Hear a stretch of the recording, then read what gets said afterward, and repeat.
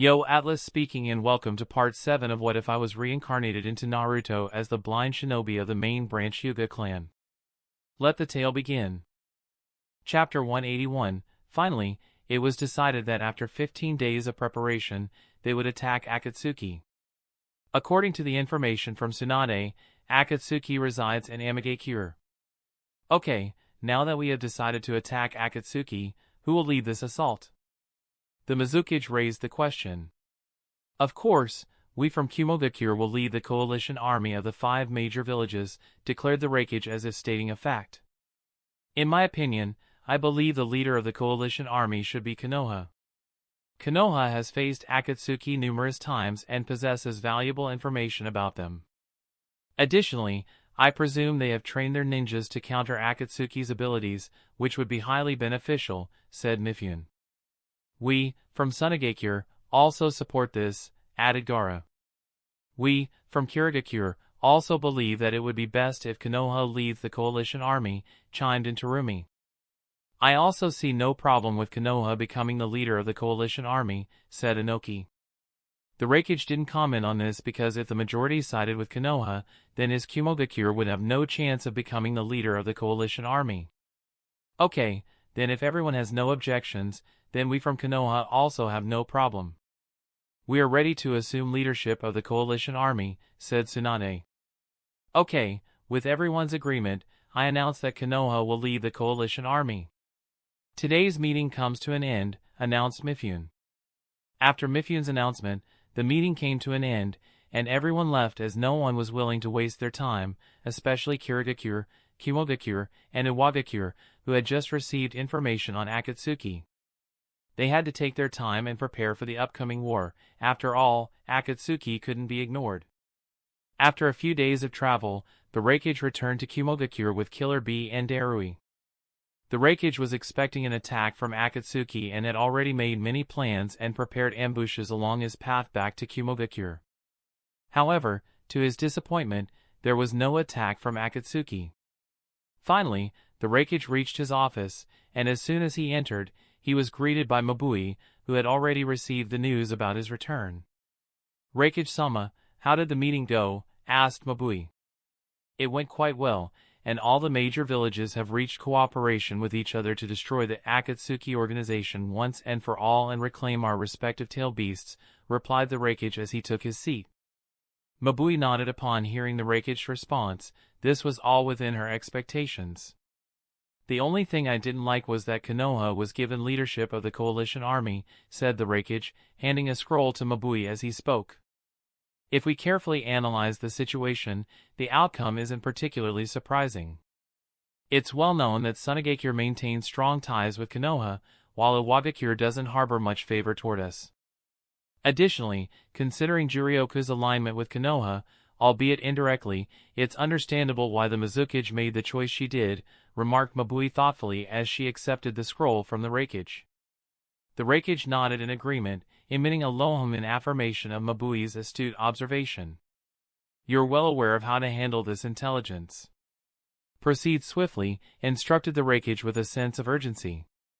I'll promptly dispatch orders to the Umbu operatives to disseminate this information throughout our ranks. Furthermore, I'll instruct them to commence training exercises based on the provided intelligence without delay, responded Mabui diligently before taking her leave from the Reikage's office.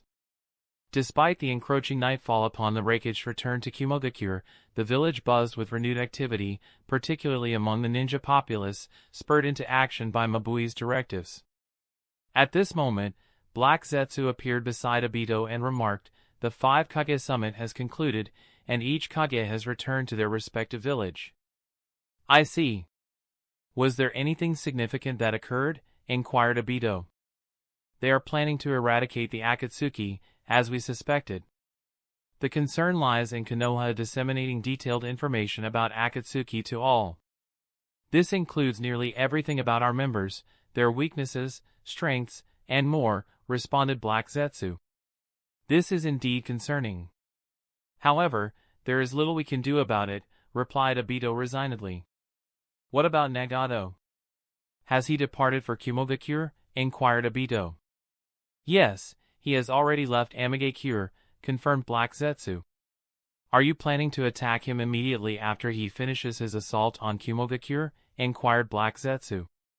No, not at all. I will engage him after we have completed sealing the tailed beasts, responded Obito. I see, acknowledged Black Zetsu. He understood that once Nagato finished sealing the tailed beasts, both Nagato and Konan would be weakened, at least not at their peak strength. That would be the opportune time to strike. How is the progress on the search for Kabuto? Inquired Obito. He has been located, replied Black Zetsu. Where is he? Tell me, I need to meet him, insisted Obito. He is already waiting for us. Do not worry, I have already met with him, assured Black Zetsu. With that, both Obito and Black Zetsu disappeared from the location. Chapter 182, the following noon following Reikichi returned to Kumogakure. Somewhere outside of Kumogakure. Are you truly intending to capture the Jinchuriki of the Eight Tails alone? It's highly risky, considering there's a strong possibility that Kumogakure might possess information about our weaknesses and strengths, remarked Konan. I'm confident. I'm a god, no one can defeat me. Can mortals defeat a god if they know the god's strength? Never, replied Nagato, though he coughed heavily as he spoke. I've said countless times that you need rest, but you never listen to me. I'll stay here with you to protect you, said Konan, then fell silent. Due to the constant threat of attack on Kumogakure for capturing Jinchuriki, the entire village was on high alert. Nearly all of Kumo's ninjas were present within the village due to this imminent danger and the looming war. I sense invaders, announced one of the sensory ninjas stationed on the outskirts of Kumogakure. 7 individuals are approaching our location, and their strength is formidable. Sensory ninjas, such as these, were deployed throughout the village because Kumo lacks a sensory barrier that covers the entire village like Konoha. This deployment ensures that Kumo's ninjas can be promptly alerted to approaching enemies. As soon as the sensory ninja's voice rang out, the ninjas on duty around him immediately snapped to attention. However, when the sensory ninja mentioned that the attacking enemies were formidable, one of the on-duty ninjas wasted no time and swiftly launched a flare into the sky. The moment the flare ascended, another ninja, stationed to watch the path, spotted the silhouettes of 7 individuals approaching. His expression shifted abruptly upon witnessing multiple missiles hurtling towards them. With urgency, he shouted, "Incoming!" Unfortunately, the ninja's warning fell on deaf ears as the checkpoint was swiftly obliterated, resulting in the deaths of 5 to 6 ninjas in one fell swoop. Soon, at the site of destruction, 7 individuals arrived. These 7 individuals were none other than the 6 Paths of Pain and Konan's clone. As expected, Kumogakure is on high alert, remarked the Deva Path. As soon as the Deva Path finished speaking, multiple ninjas began approaching their location. It's the leader of the Akatsuki. Remember all the details, and everyone attack with full force. Utilize ninjutsu against these Paths of Pain, instructed one of the Umbu ninjas who had arrived. And as soon as the voice of the Umbu ninja fell, almost half of the ninjas started using different ninjutsu techniques to attack the Paths of Pain. To counter this onslaught of multiple ninjutsu, the Preta Path stepped forward, and a small invisible barrier appeared around him, absorbing all the ninjutsu attacks. Now, attack, ordered the Umbu ninja. And as soon as the Umbu ninja's command was given, countless kunai, each tied with explosive tags, were thrown in the direction of the Paths of Pain. From the very beginning, the motive of the Umbu ninjas was not to launch a ninjutsu attack, rather, their primary objective was to utilize the kunai tied with explosive tags. The ninjutsu attack served merely as a diversion for the Paths of Pain. But their meticulous calculations were abruptly shattered by a commanding voice, "Almighty push." This single utterance caused a profound disruption in the carefully orchestrated assault. Suddenly, all the kunai hurtling toward the Paths of Pain were not only halted but redirected with amplified force back toward the unsuspecting ninjas of Kumogakure. The resultant backlash wrought havoc, claiming the lives of almost 10 ninjas instantaneously while leaving over 20 others grievously wounded, their bodies bearing the scars of varying degrees of injury. It appears our estimation was flawed, remarked the Umbu ninja, his voice strained as he attempted to rise to his feet. Yet, before he could fully regain his bearings, he found himself engulfed in an ominous shadow, signaling the presence of an adversary looming before him. With a cautious glance upward, he beheld the ominous visage of one of the paths of pain. Uncertain of the specific identity of this particular path of pain, the Umbu ninja's thoughts were swiftly diverted as the human path seized his head with a relentless grip, forcibly extracting every morsel of information contained within his mind. In a moment of chilling realization, the Umbu ninja understood that the enigmatic figure standing before him was none other than the human path itself. "Now that we have acquired the necessary intelligence, let us depart," declared the Deva path, the authority in his tone brooking no dissent. The animal path utilized a summoning technique, conjuring forth a massive bird. "Conan, you will ride on the bird with the animal path. We will persist in causing destruction here to divert the Raikage's attention," instructed the Deva path. Conan nodded in understanding. She then joined the animal path on the bird, and together they took off, swiftly departing from the area. Chapter 183. Before leaving, the animal path utilized the summoning technique to summon all the beasts she could and then departed with Conan. After the animal path departed on a giant bird with Conan's clone, multiple Kumo ninjas arrived from different directions at the location from which the invasion signal emanated. Upon observing the attire of various paths of pain and the presence of massive beasts, they realized they were under attack by the Akatsuki. Based on the information received from their superiors, they also understood the identity of the person attacking them, the leader of the Akatsuki. Without delay, these Kumo ninjas began attacking the various paths of pain. However, faced with the strength of these paths of pain, they found themselves powerless, and a one-sided slaughter of Kumo ninjas ensued. Killing these ninjas was effortless for someone like Nagato. The Raikage also sensed the commotion at the outer perimeter of Kumogakure. He suspected that the attackers might be from the Akatsuki. However, lacking any confirmed information, he chose not to leave the Raikage building and instead awaited the Umbu ninjas to inform him about the identities of those who had attacked Kumogakure. While the Raikage was awaiting information about the attackers, he glanced out of the window and caught sight of a colossal, multi-headed dog bearing the Rinnegan. This creature was demolishing every structure in its path. Upon witnessing the Rinnegan in the possession of the multi-headed dog, the Raikage realized that the attacker was none other than the leader of the Akatsuki.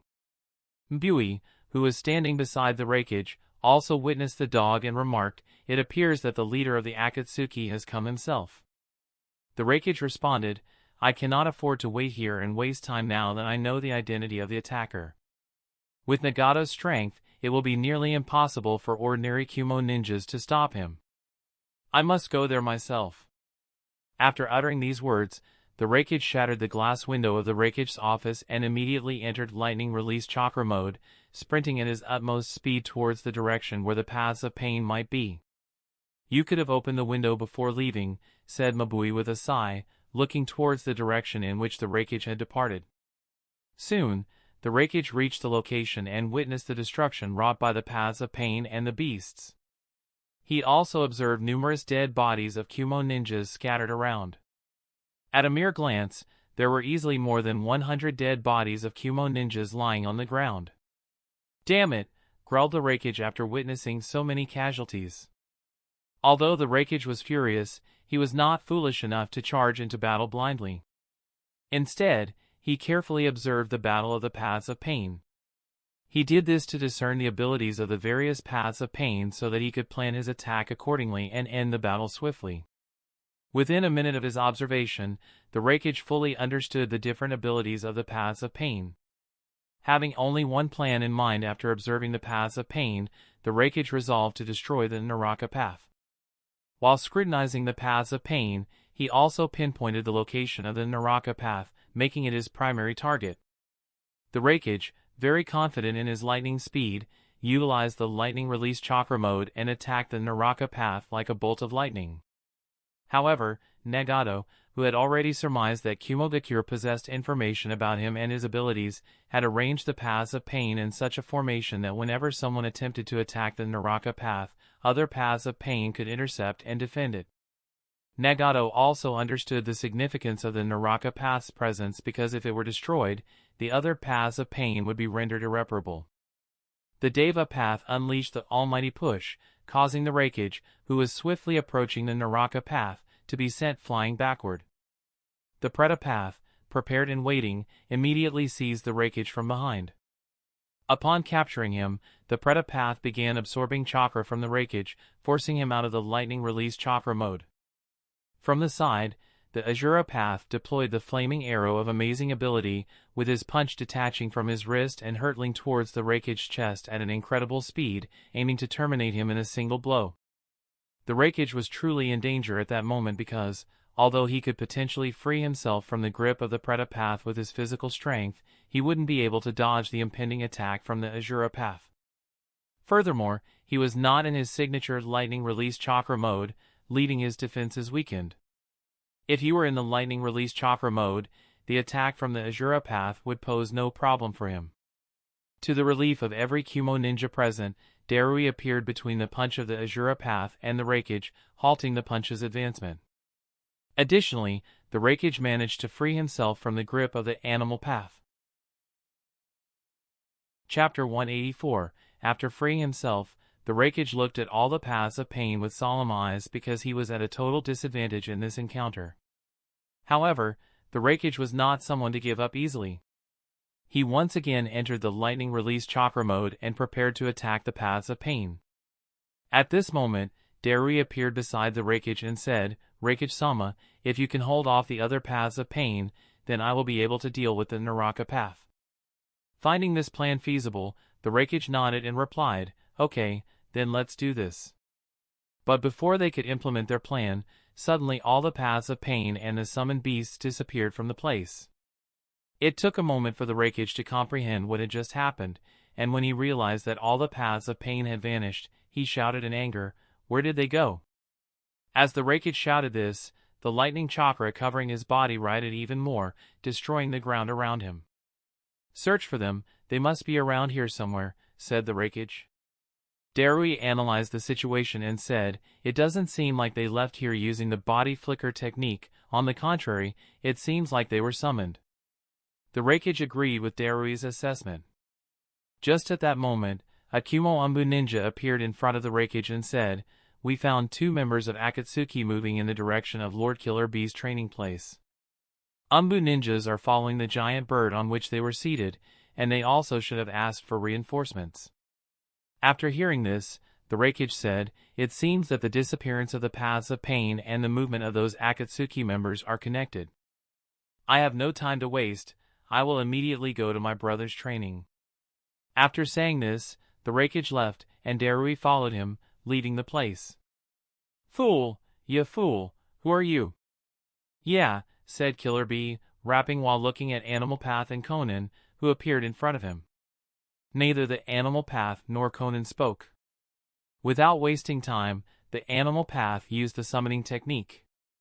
As soon as the Animal Path used the summoning technique, all the paths of pain appeared. Seeing the appearance of all the paths of pain, Killer Bee's face became serious. He unsheathed all 8 of his short swords and took his battle stance, ready to fight. Killer Bee was the first to attack, moving swiftly as he approached the paths of pain. The Deva path then utilized the almighty push, sending Killer Bee backward. He was thrown backward, and 6 of his swords, which he held in various body parts, fell. Only the 2 swords in his hands remained. Nagato was in no mood to waste time, so he decided to use the Deva path to end the fight as quickly as possible. The Deva path employed the universal pull, causing Killer Bee to be drawn towards it like iron to a magnet. With a sharp chakra rod created from its right hand, the Deva path stood ready to stab Killer Bee as soon as he entered its stabbing range. Killer Bee also noticed the chakra rod in the hands of the Deva path and understood its intentions. Large octopus arms appeared from his waist, and all of these giant octopus arms attacked not only the Deva path but also other Akatsuki members. The Azura path appeared in front of the Deva path and took the brunt of the attack from these octopus arms, sustaining significant damage. To avoid further damage, the Deva Path used Almighty Push, sending Killer Bee flying backward. Realizing that it was impossible for him to defeat the Deva Path in his half-tailed beast mode, Killer Bee understood that he needed to enter the perfect-tailed beast mode. And indeed, Gyuki's huge body appeared in front of the Deva Path. Without uttering a word, Gyuki attacked the Deva Path with its octopus arms. "Humph. The same trick won't work on me twice," said Nagato, then proceeded to use Almighty Push once again. However, this time it was different. The Deva Path compressed the Almighty Push ability into a sharp blade and then utilized it. This sharp blade easily severed Gyuki's arms. Gyuki roared in pain, and with its roar, it started gathering tailed beast chakra in its mouth and fired an energy cannon-like blast. This attack was highly destructive, but the Deva Path created a barrier around himself, leaving him unharmed. The other paths of pain were also unharmed, thanks to the Preta Path, which absorbed a large amount of chakra from the energy cannon. At the very least, in their vicinity, this energy cannon was not able to cause any harm.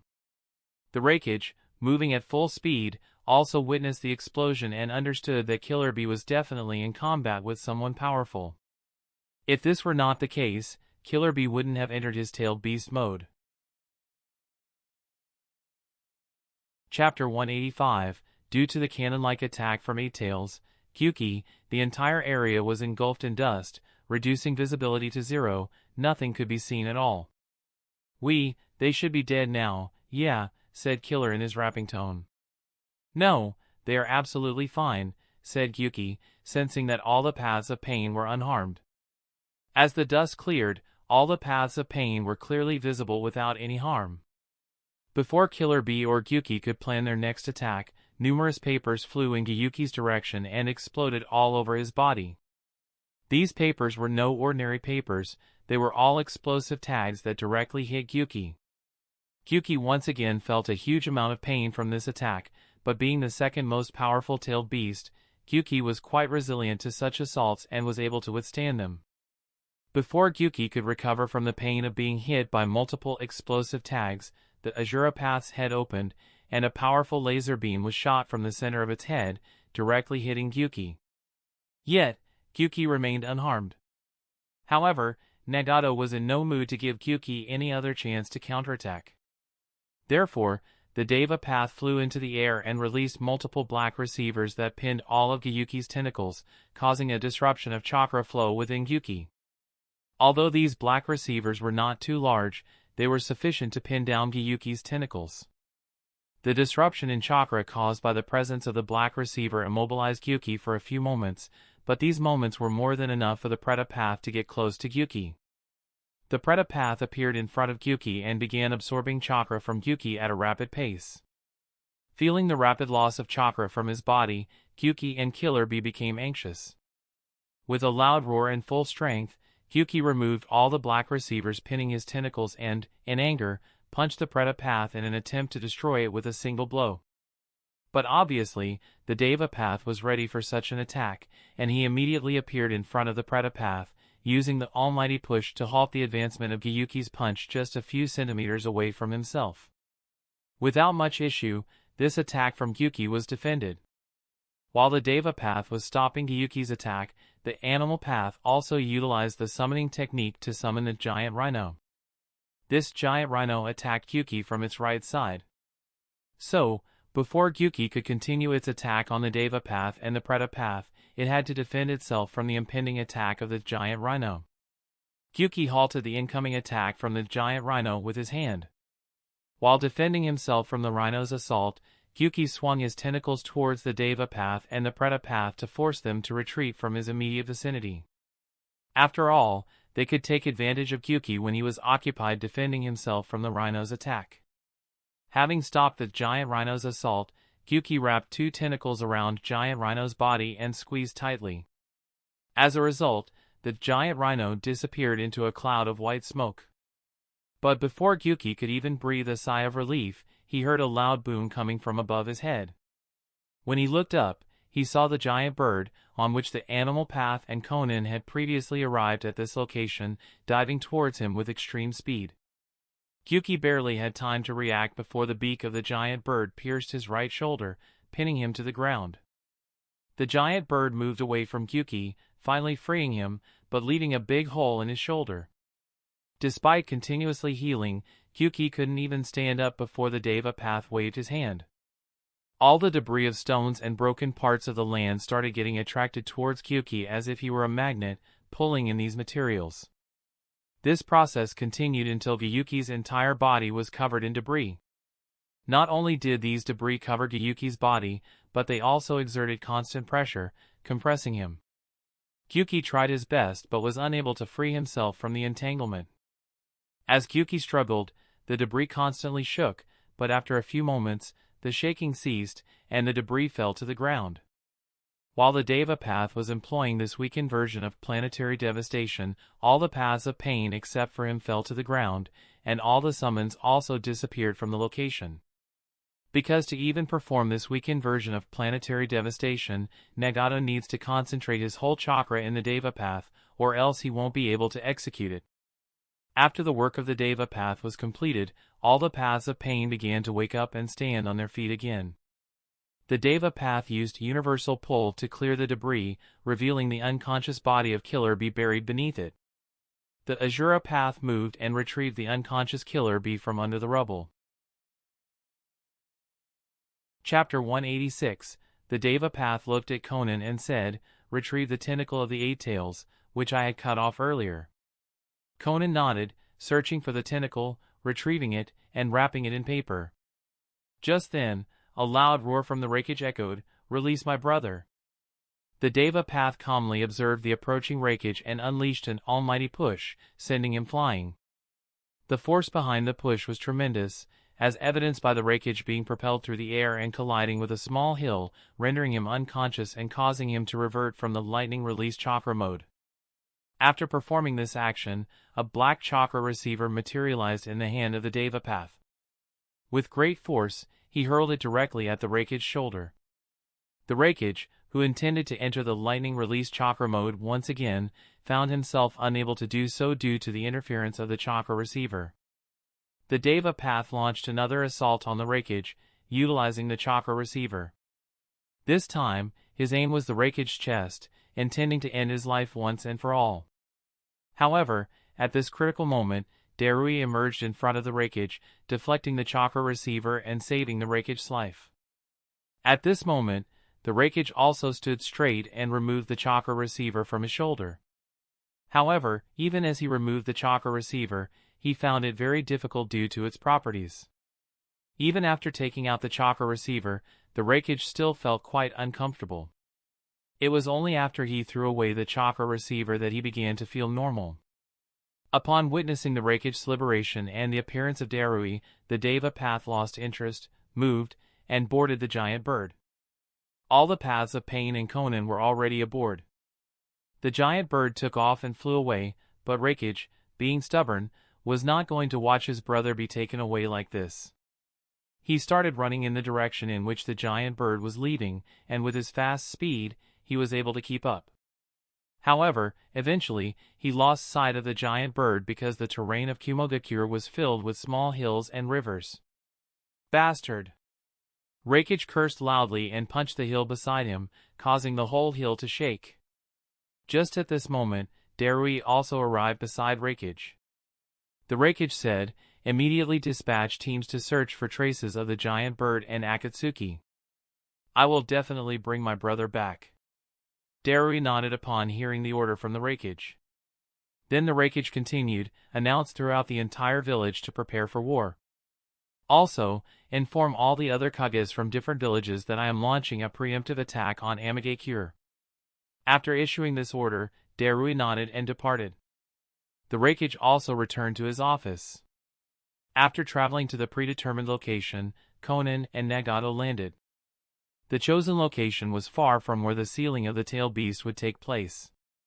The main reasons were that Nagato was unwilling to appear in front of the rest of the Akatsuki members in his current state, and Conan wanted to keep a distance from Obito and the others because she felt that Akatsuki was not safe for Nagato. As decided, all the paths of Pain took the unconscious Killer Bee and departed from there.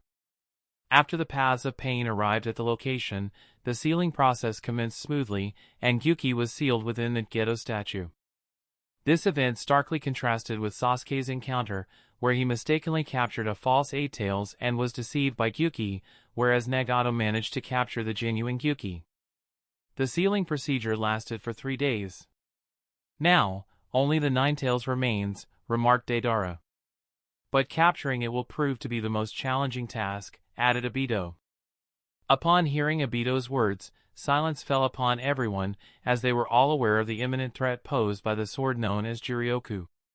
While these people were here, they were talking and discussing their plan. Meanwhile, the body of Killer Bee was gradually sliding until it reached the corner where water awaited. Suddenly, Killer Bee opened his eyes, rolled on the ground, and plunged into the water. This body of water was connected to a river, so Killer Bee swiftly departed from the scene. Startled, everyone heard the splashing of water and upon looking, realized that Killer Bee's body was nowhere to be found. "What the heck?" exclaimed Deidara, startled. Deidara continued, "The sealing was completed without any issues, so why is he still alive? This has never happened before. Whenever we separated the tailed beast from the body of a Jinchuriki, the Jinchuriki died. Is he a special case? It seems that the Eight Tails must have pulled off some trick for Killer Bee to survive," said Obito. "I'll go and chase after him," declared Kisame. Obito nodded and added, "All right, but if you can't find him, let it go. We have other important tasks to attend to." Kisame nodded, understanding the significance of Obito's words. Chapter 187. After leaving for 5 minutes, Kisame returned and said to Obito, "He is nowhere to be found." Obito nodded, although he felt quite regretful for not being able to capture Killer Bee. Right now, he had more important things to do, so he ignored the escape of Killer Bee. And there was no problem with the sealing process, so without Eight Tails, Killer Bee was of no value to Obito. After that, the Gedo statue disappeared from the place, and the Deva Path said, "Now that the sealing process is complete, we will meet again in Amigakure." Obito nodded, and after that, all the paths of pain left the temporary hideout. After all the paths of pain had left, Obito said, "Kisame and Deidara, you two will intercept the paths of pain in between, and Uchiha Sasuke will also join you." "Are we really going to do this?" asked Deidara, quite hesitant, considering Nagato had played the role of leader for a long time. "He is just a pawn whose worth is now gone. And now I don't need him, but he has something that I need, which obviously Nagato will not give me. I myself don't want to lose such powerful people, but they are not my puppets who will listen to me. So they have no other option but to die," said Obito.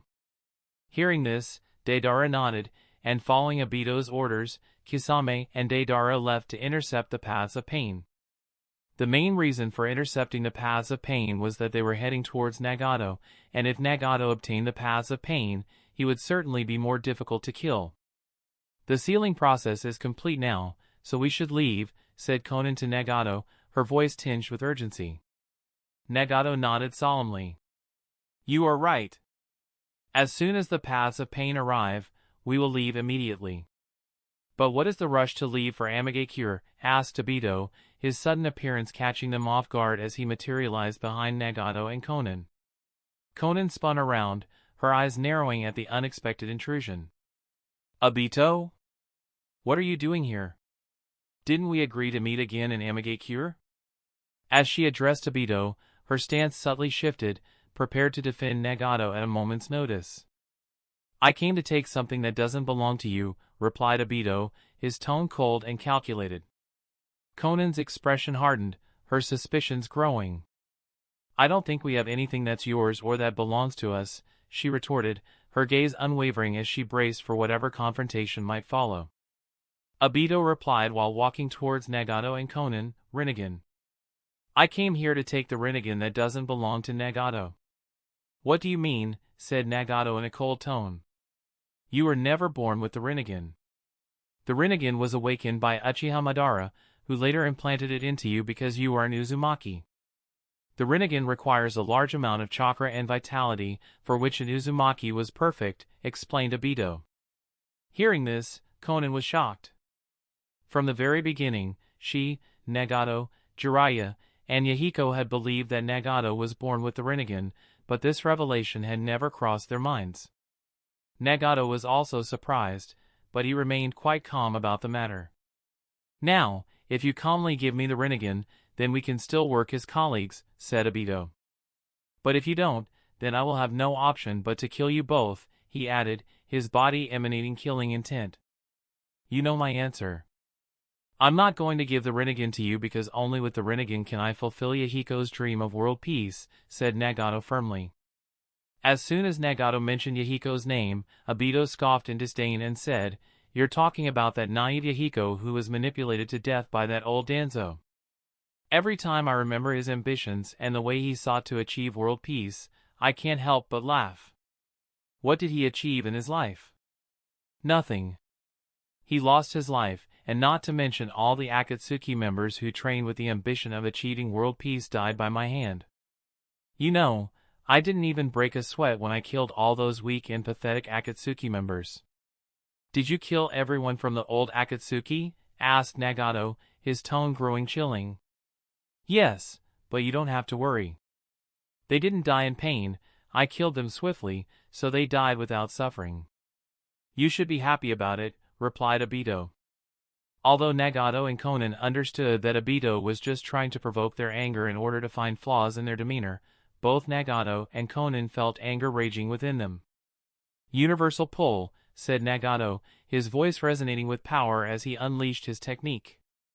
Obito immediately felt the force of attraction pulling him towards Nagato. Conan, positioned strategically nearby, swiftly launched a barrage of paper shuriken toward Obito, aiming to strike him down. However, just as the deadly projectiles were about to make contact, Obito activated his Kamui ability, causing his body to become intangible. As a result, the paper shuriken passed harmlessly through him, leaving him unscathed. Chapter 188, Obito remained unharmed and immediately retreated. He knew that Conan and Nagato were aware of his weakness. He couldn't maintain Kamui activated for more than 5 minutes at once.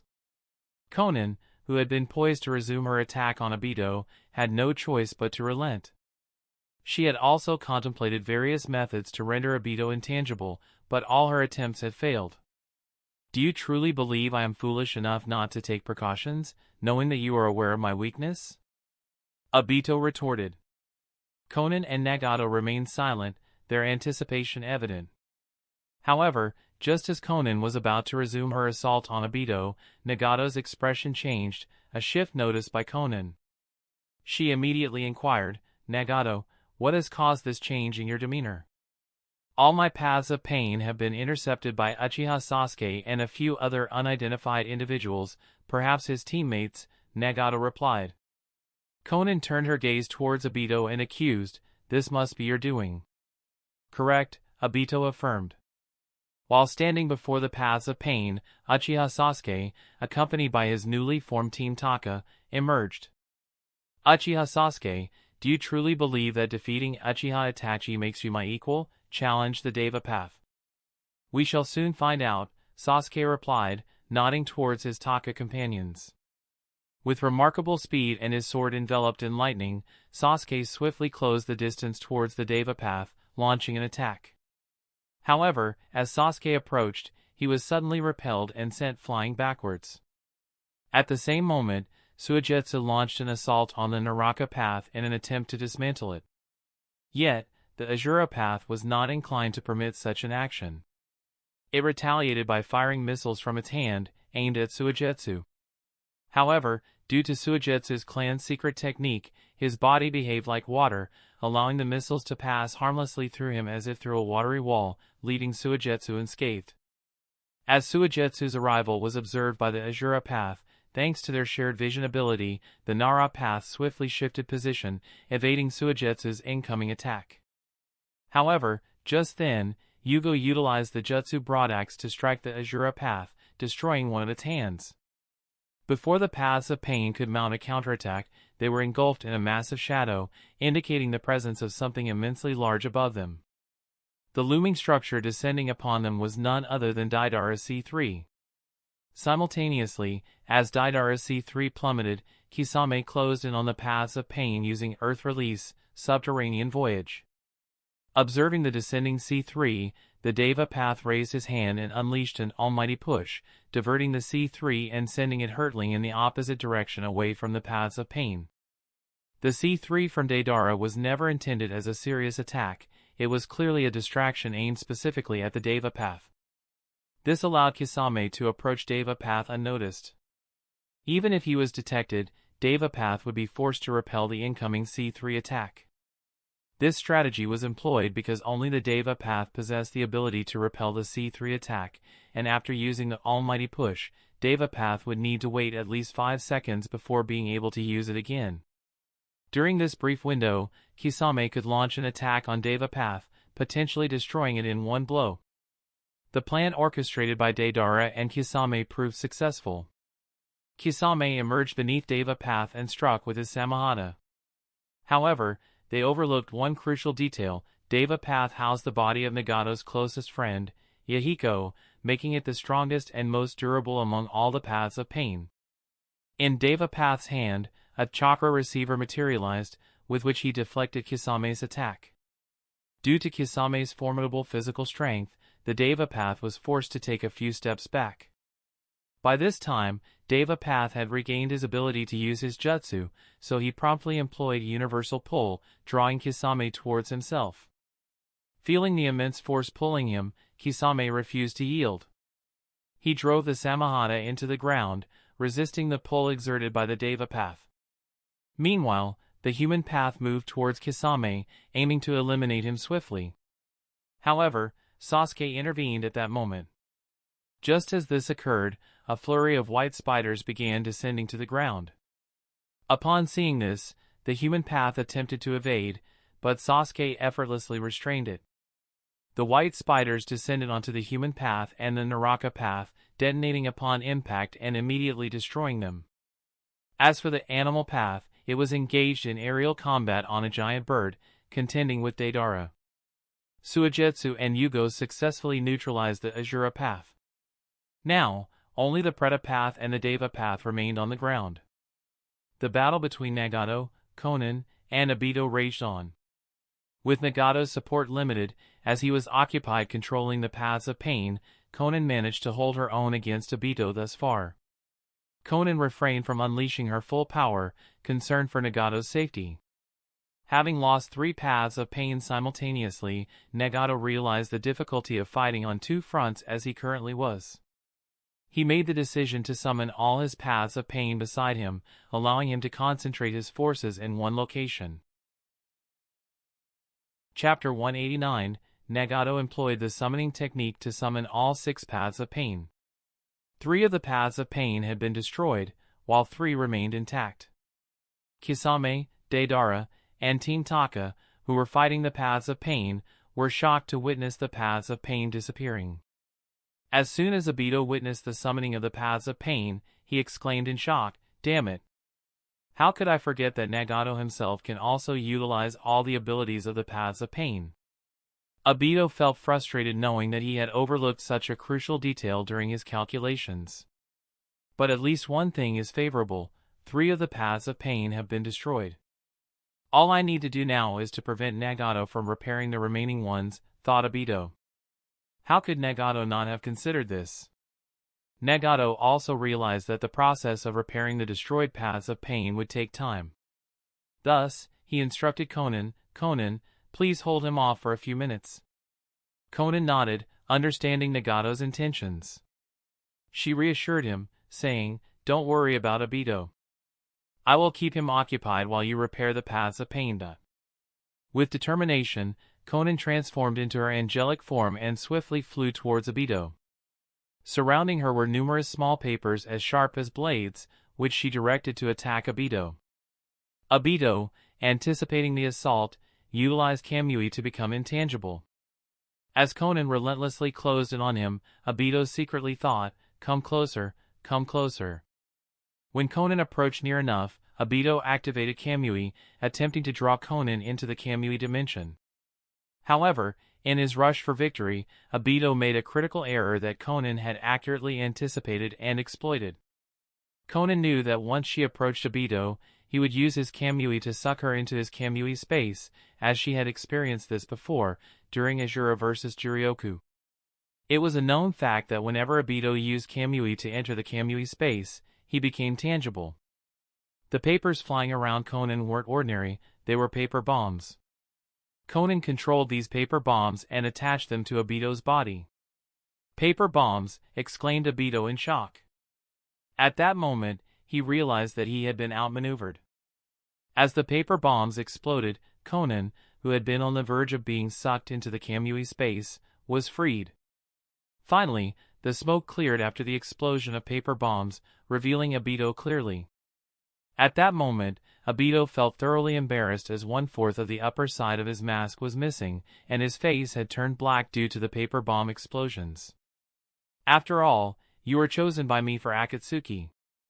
How could you be ordinary?" "I made a mistake by underestimating you," Obito admitted. This period of time proved to be more than sufficient for Nagato to repair all the broken paths of pain. Eventually, all the paths of pain were fully revived.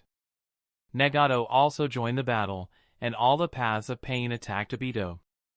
Nagato had only one goal, to keep Obito in an intangible form for 5 minutes and then kill him.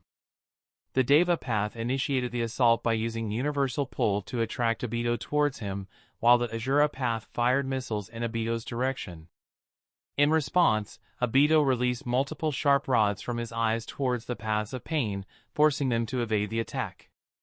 Conan, having recovered from the impact of the paper bomb blast, unleashed multiple paper shurikens towards Obito, compelling him to use Kamui to become intangible.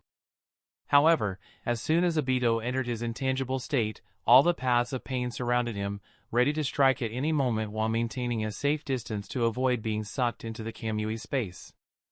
This safe distance had been calculated from the moment Obito attempted to suck Conan into the Kamui space, with Nagato carefully observing the battle. However, Obito was not so weak as to be easily trapped. He solidified once again, and except for the Deva path, all the paths of pain attacked him. In response, Obito unleashed the wood release, Great Spear Tree. Multiple roots emerged from underground, entangling and crushing all the paths of pain except for the Preta path. The Preta path effortlessly absorbed all the roots coming its way, but due to its limited range, it couldn't protect the other paths of pain. Next, Obito utilized the wood release, cutting technique towards Conan, who had launched a chakram in his direction using her jutsu, the paper chakram, to attack him. Eventually, the paper chakram triumphed in this clash, reaching Obito after a slight delay. Obito defended himself with a rod against the paper chakram. However, just as he defended, the Deva path executed the almighty push, forcing Obito to the ground and embedding him into it. Obito utilized Kamui to free himself. At that moment, a head emerged from the tree beside him. It was none other than White Zetsu. "Now we're ready," White Zetsu declared. Obito nodded and, like a ghost, phased into the ground, disappearing from the location. As Conan and Nagato remained vigilant, prepared to strike the moment Obito reappeared, both adept at sensory techniques, they finally sensed Obito's arrival location. Obito emerged just behind Nagato from underground. However, as Nagato prepared to take action, his entire body stiffened, losing control, and seizing the opportunity, Obito gouged out both of Nagato's Rinnegan. Chapter 190. After witnessing Obito gouge out the Rinnegan, Conan shouted in anger, "No!" She then manipulated papers to form paper shurikens and attacked Obito. However, he swiftly dodged the assault with his fast speed and left the area. Upon Nagato's Rinnegan being taken away, all the paths of pain collapsed to the ground, akin to statues without proper support. Obito didn't waste any time on Nagato. His primary objective was to eliminate Nagato swiftly, but his immediate priority was to preserve the Rinnegan. Therefore, Obito utilized Kamui and entered its space. Conan, recognizing Obito's vulnerability in the current moment, refrained from attacking him. Instead, her focus shifted to ensuring Nagato's well-being. After entering the Kamui space, Obito placed the Rinnegan in the container he had prepared beforehand. Now the first part of my plan is complete. With Kabuto's assistance, I can finally move towards the second part, said Obito as he looked at the Rinnegan in the container. Now I have to finish what I started, Obito declared, before using Kamui to exit the Kamui space. Just as Obito was about to exit the Kamui space, Black Zetsu appeared behind Nagato. "You're the one responsible for this, aren't you?" Conan exclaimed in rage. With that, she unleashed another round of paper shuriken at Black Zetsu. However, before the paper shurikens could hit, Black Zetsu utilized the mayfly technique, merging with the tree and swiftly departing. As Black Zetsu vanished from the scene, Obito emerged from the Kamui space. Simultaneously, Black Zetsu appeared beside Obito. Upon seeing Black Zetsu, Obito praised him, saying, "You did an excellent job in restraining Nagato. While I could have defeated him myself, there was a risk that he might destroy the Rinnegan, leaving me no choice but to rely on you. I was only able to restrain him because he was already exhausted from several previous events. He had already battled the Raikage and captured the Jinchuriki. Then, he also sealed the Eight Tails. It required considerable effort on my part to hold him back," replied Black Zetsu. Obito nodded upon hearing this but remained silent. However, he was evidently unaware that Black Zetsu was deceiving him. Black Zetsu had never exerted his full strength to restrain Nagato. If he had, Obito would not have needed to intervene. Black Zetsu could have effortlessly controlled Nagato's body and extracted the Rinnegan. Deliberately displaying weakness, Black Zetsu aimed to conceal his true capabilities. If Obito were to discover that Black Zetsu could manipulate others' bodies at will, he would likely perceive him as a significant threat. Black Zetsu needed to maintain the facade of a feeble entity with a single function, gathering information. This image was crucial for his future plans, and he could not afford to jeopardize it. While Obito and Black Zetsu conversed, nearby Nagato, Conan wiped the blood from his eyes and lamented, "Once again, I have failed to protect someone close to me." Tears streamed down her cheeks as she spoke. Pale and bloodless, Nagato panted heavily from the excruciating pain inflicted by Obito's gouging of his Rinnegan. He urged Conan, "You must leave immediately. You are no match for Obito. I sense Kisame, Deidara, Sasuke, and his teammates are on their way here. There's still a chance for you to escape. As for me, I'm as good as dead. I'm crippled and will only burden you further. Please, go and leave this place. You know as well as I do that I'll never abandon you and flee," said Conan firmly. "Do you honestly think I'd allow her to leave?" questioned Obito. Obito was no fool. He wouldn't permit an enemy to escape, especially considering Conan's status as one of the core and founding members of Akatsuki. There was no way he would let Conan slip away. He had planned to eliminate both Nagato and Conan once and for all. Finally, after what seemed like an eternity, Kisame, Deidara, Sasuke, and the other members of Taka arrived at the designated location, their presence casting a new intensity over the already tense situation. Conan, overwhelmed with despair, frantically sought strategies to extricate Nagato from the perilous predicament they found themselves in. Despite his weakened state, Nagato steadfastly repeated his earlier plea to Conan, his voice strained with urgency, "Please, Conan, depart from this place at once. Your ability to fly grants you an escape route that I cannot avail myself of. There's no possibility for me to leave, but I can still wield ninjutsu to fend off our adversaries. You must leave, and I will do my utmost to buy you time." As the words hung in the air, a new voice interjected, its tone carrying a weight that instantly shifted the mood among the gathered individuals. "Well, you've got quite a lot of courage." The voice resonated from above, and all eyes turned skyward to behold the figure of Juryoku, whose presence hovering above them sent shivers down their spines, a stark reminder of his formidable power. "Everyone, save for Nagato and Conan, is to depart immediately," Juryoku commanded, his authoritative tone leaving no room for argument. Chapter 191. Although everyone present felt uncomfortable with Juryoku's tone, no one dared to utter anything unnecessary due to his intimidating presence, lest they risk being killed. Currently, they had no reason to confront Jirioku as their objective for the day had been accomplished. While Obito regretted not being able to eliminate Nagato and Konan, he had at least achieved his main goal, obtaining the Rinnegan from Nagato. After this, he no longer had any reason to confront Jirioku. "Let's depart," said Obito. Sasuke glanced at Jirioku for a few moments before departing, feeling envious of his commanding presence. Even though Jirioku merely stood there, his presence instilled fear in everyone present, rendering them incapable of opposing him. Finally, after everyone had left, Konan asked Jirioku, "Why did you save us?" In response to Konan's question, Jirioku replied, "I felt sympathy for both of you. The darkness that fills your minds was manipulated by Madara and Obito's schemes. You both harbor far less darkness than you believe. The same applies to Obito Uchiha. He may see himself as a master player, but he too is merely a pawn in this game. However, I require his cooperation to fulfill the true plan, so I have no intention of revealing anything to him." Several revelations startled both Konan and Nagato, but they refrained from questioning Jirioku further, acknowledging they had no right to do so.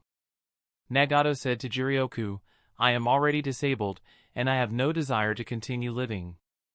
If you truly wish to help us, then take Konan away." Jirioku replied, "Consider whether she can truly survive without you. I doubt she can live without both you and Yahiko. I'm uncertain about the nature of your relationship, but both of you need time to sort this out. You, Nagato, harbored feelings for her since childhood, yet she fell in love with Yahiko, your best friend. After Yahiko's death, Konan has been the one caring for you. As for her feelings towards you, I am unsure.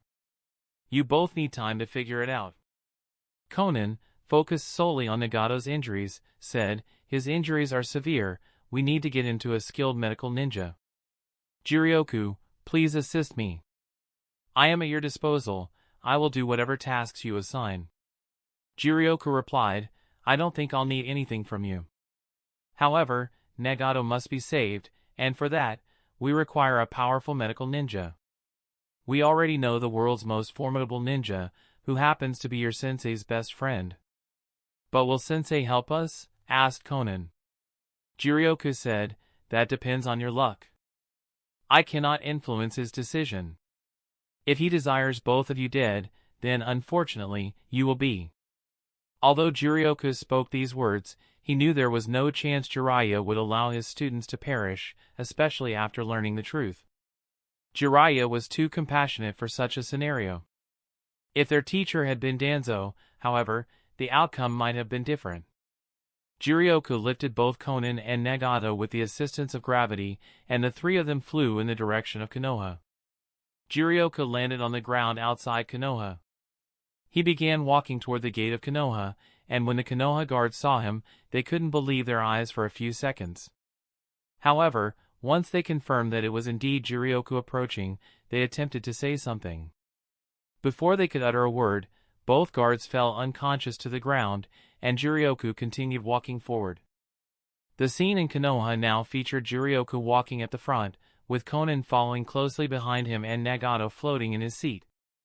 Wherever Jirioku passed, whether civilian or ninja, people collapsed unconscious to the ground. This phenomenon was all due to Jirioku's conqueror's haki.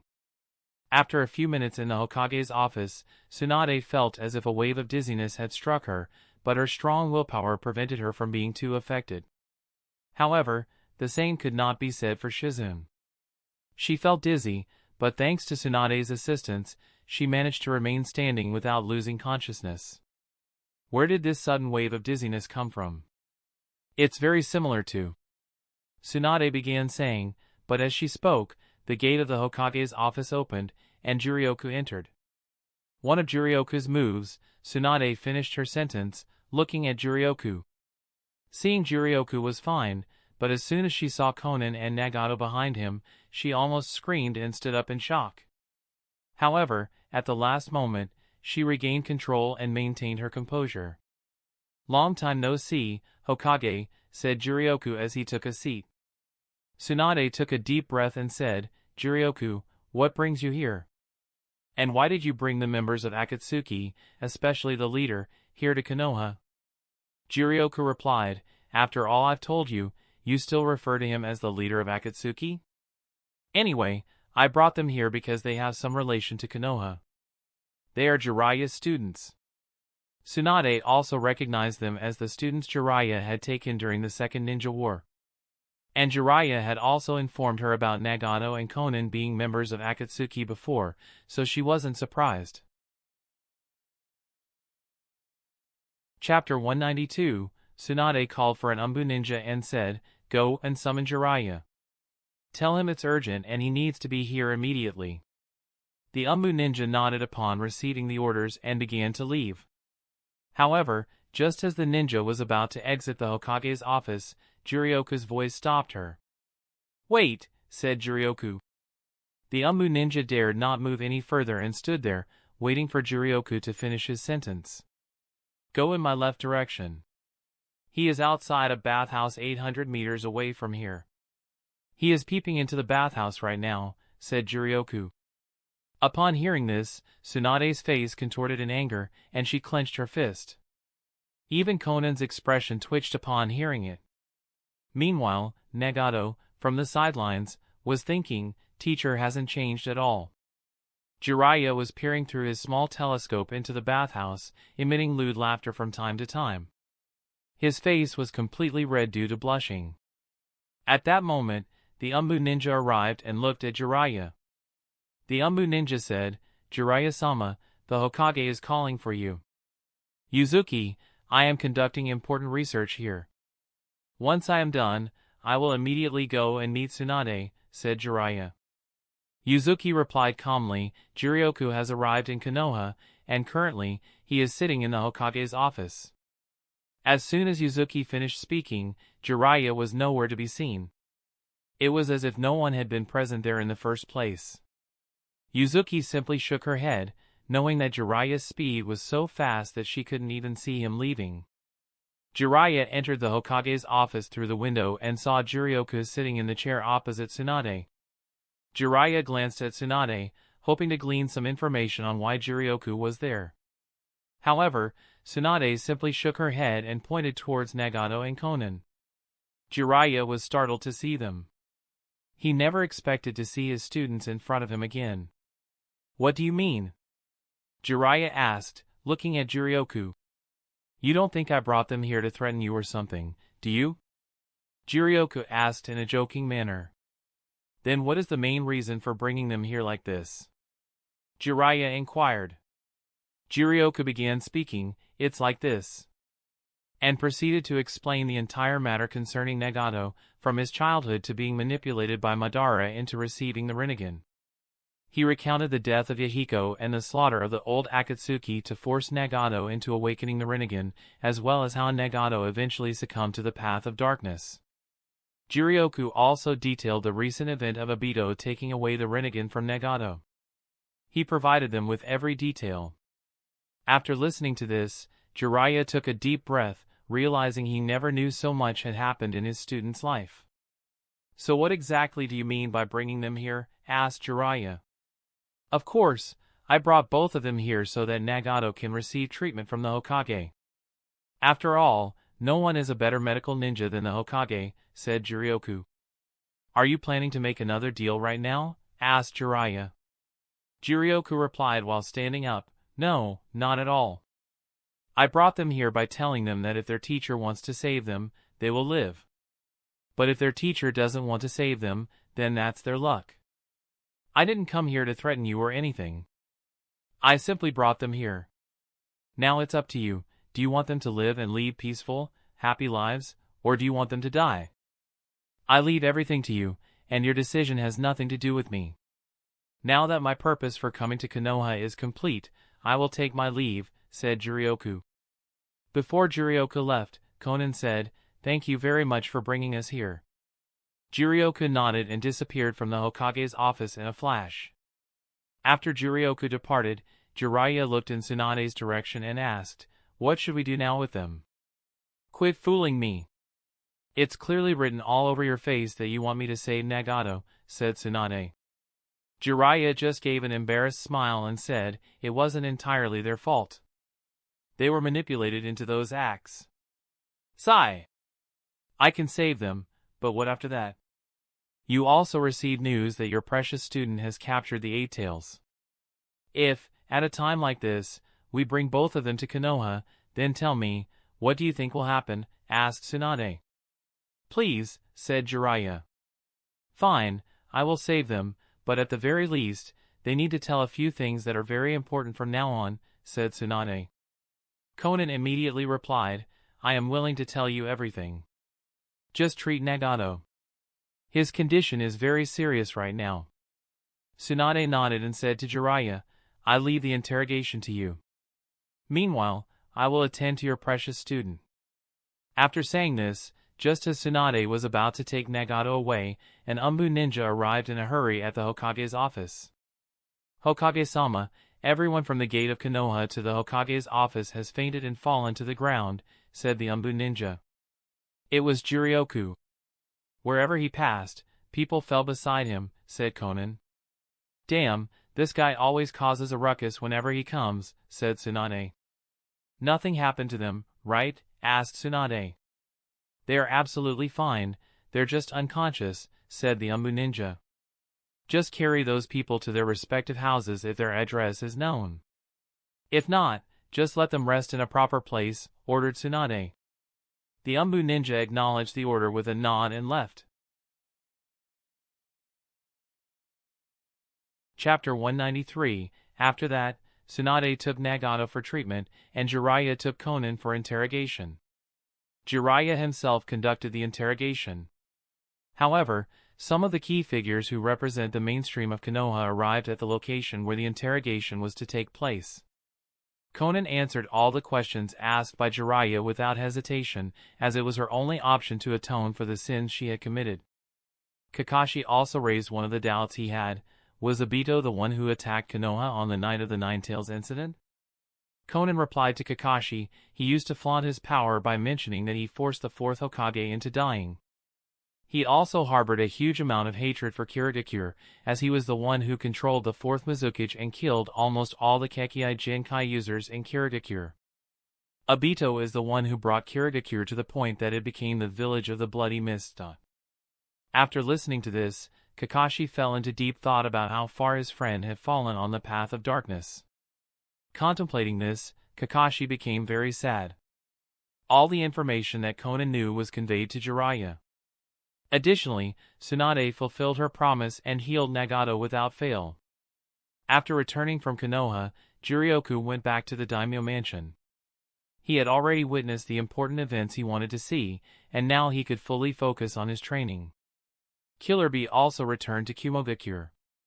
He saved himself from Kisame's pursuit by using the transformation jutsu to blend in as inconspicuous rubble under the river. This is how he managed to trick Kisame. With his carefree attitude, Killer Bee might have roamed around the world and not returned to Kumogakure. However, due to the loss of Gyuki, Killer Bee was saddened and not in the mood to roam freely. In the Reikage's office. It has been 5 days since my brother was kidnapped. Have you not been able to find any news? Asked the Reikage to the kneeling Umbu ninjas. The Umbu ninjas remained quiet as they had not found any concrete information on Killer Bee.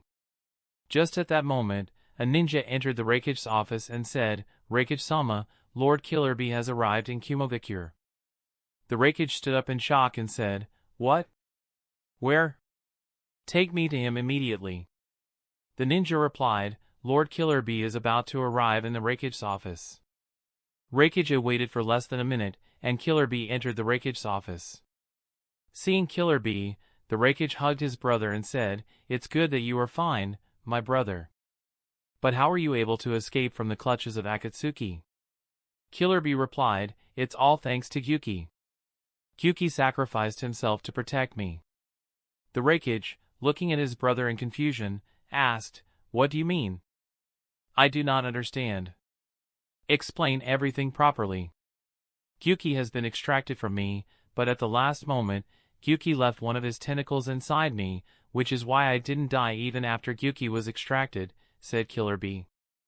Are you saying the Eight Tails has been extracted from you and you are no longer a Jinchuriki? Asked the Reikage. Killer Bee nodded in response. The Reikage was furious after hearing this. In rage, the Reikage said, "I will destroy those Akatsuki bastards." Mabui interjected, "Reikage, I believe that we should refrain from attacking Amigakure hastily. Akatsuki now possesses the eight-tailed beasts. Attacking Amigakure alone may not be wise. It's best to discuss this matter with the other Kages before making any decisions." The Reikage, having calmed down and thought it over, responded, "For now, halt the preparations for war. Summon another 5 Kage summit."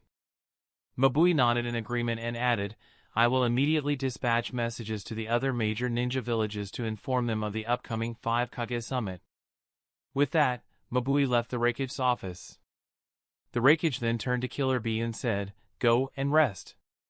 You've endured a lot." Killer Bee nodded and exited the Reikage's office. So, the attack on Amigakure was now suspended. But if the Reikage had known that Nagato, the face of Akatsuki, is no longer a member of Akatsuki, then the situation would have been entirely different.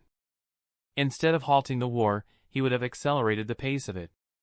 In one of Orochimaru's hideouts, Obito asked Kabuto, "So, how long do you think it will take you to master the Edo Tensei technique?" Kabuto replied, "It will take me at least 5 to 6 months to master the Edo Tensei technique to the point where you can achieve your objectives." "Can it not be faster?" asked Obito. "I will do my best, but you should remember that it took Orochimaru-sama more than 10 years to research and master the Edo Tensei technique. The reason I will be able to master the Edo Tensei technique so quickly is that I was his assistant for a long period of time. If not for that, I wouldn't have been able to master the Edo Tensei technique this quickly," said Kabuto. "Okay, I understand," said Obito. "You focus on mastering the Edo Tensei technique, and I will help you collect all the materials you need," said Obito. Chapter 194. After saying this, Obito left the place using his Kamui. Kabuto had already mastered the Edo Tensei technique. The reason he is stalling for time is that Kabuto made a deal with Black Zetsu. The day when Black Zetsu found Kabuto. "Can you resurrect Madara-sama at his peak?" asked Black Zetsu. "Yes, only if I can obtain the body of Uchiha Madara. With his body, I can not only resurrect him at his peak but also make him even stronger," said Kabuto. "Very well, I'll provide you with Madara-sama's body.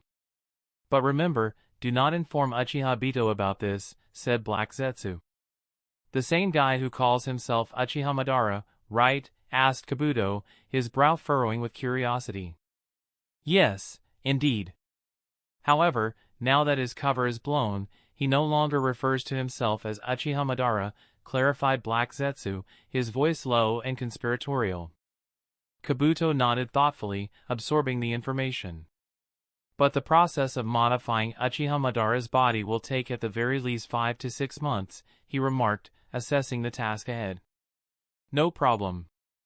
Just ensure that Madara-sama is resurrected at his peak," instructed Black Zetsu, his tone firm yet subtly tinged with anticipation. Kabuto nodded once more, a glint of satisfaction in his eyes. The prospect of obtaining Uchiha Madara's body filled him with a sense of accomplishment and opportunity. After 5 days since Killer Bee's return to Kumogakure, the 5 Kage Summit was held in the Iron Country as scheduled. The meeting took place in the same room where the previous 5 Kage Summit had been held. The Reikage was the first to speak. "As you all may already know, my brother was captured by the Akatsuki, and Kumogakure has lost the Eight Tails." At this moment, Inoki, known for his straightforward nature, interjected with a furrowed brow, "But didn't your brother, Killer Bee, return to Kumogakure?" "Yes, and this means that you haven't lost your Jinchuriki, and you still possess the Eight Tails," said Terumi, her voice carrying a note of relief. "Yes, my brother did return to Kumogakure, but the Eight Tails was extracted from his body by the Akatsuki," clarified the Reikage. Inoki, his expression skeptical yet curious, interrupted with a pointed question, "Reikage, do you take us for fools? We all know that once a tailed beast is forcibly extracted from a Jinchuriki, the Jinchuriki perishes alongside it." The Reikage's gaze hardened as he responded firmly, "The Eight Tails was indeed torn from my brother's body, but through some cunning trickery of the beast itself, my brother miraculously survived. Let us not overlook the fact that my brother was a perfect Jinchuriki. After listening to the Reikish's explanation, everyone fell into deep thought, contemplating the situation. They could only arrive at one conclusion: Killer B survived because he was a perfect Jinchuriki. There could be no other explanation for why Killer B survived even after the Eight Tails was forcibly extracted from his body. Now that I have explained the situation thoroughly, I would like to propose that we attack Amigakure immediately without wasting time and reclaim our respective tailed beasts. If we delay, the members of Akatsuki will grow exceedingly powerful, potentially mastering the tailed beast's power, stated the Reikage, his voice resonating with urgency and determination. I agree with the Reikage's proposal, added Gaara, his expression reflecting both concern and resolve. He understood the gravity of the situation and the necessity for decisive action. Attacking Amigakure will be futile, countered Tsunade, her tone firm yet contemplative. She leaned forward slightly, her gaze meeting the eyes of her fellow Kage, ready to present her reasoning for an alternative course of action. Hokage, what do you mean? Do you not want us to reclaim our respective tailed beasts? Asked the Reikage, his voice tinged with a sense of urgency and concern. The prospect of leaving their tailed beasts in the hands of the Akatsuki was a troubling one for all present. This is not what I meant, replied Tsunade, her expression reflecting both determination and wisdom.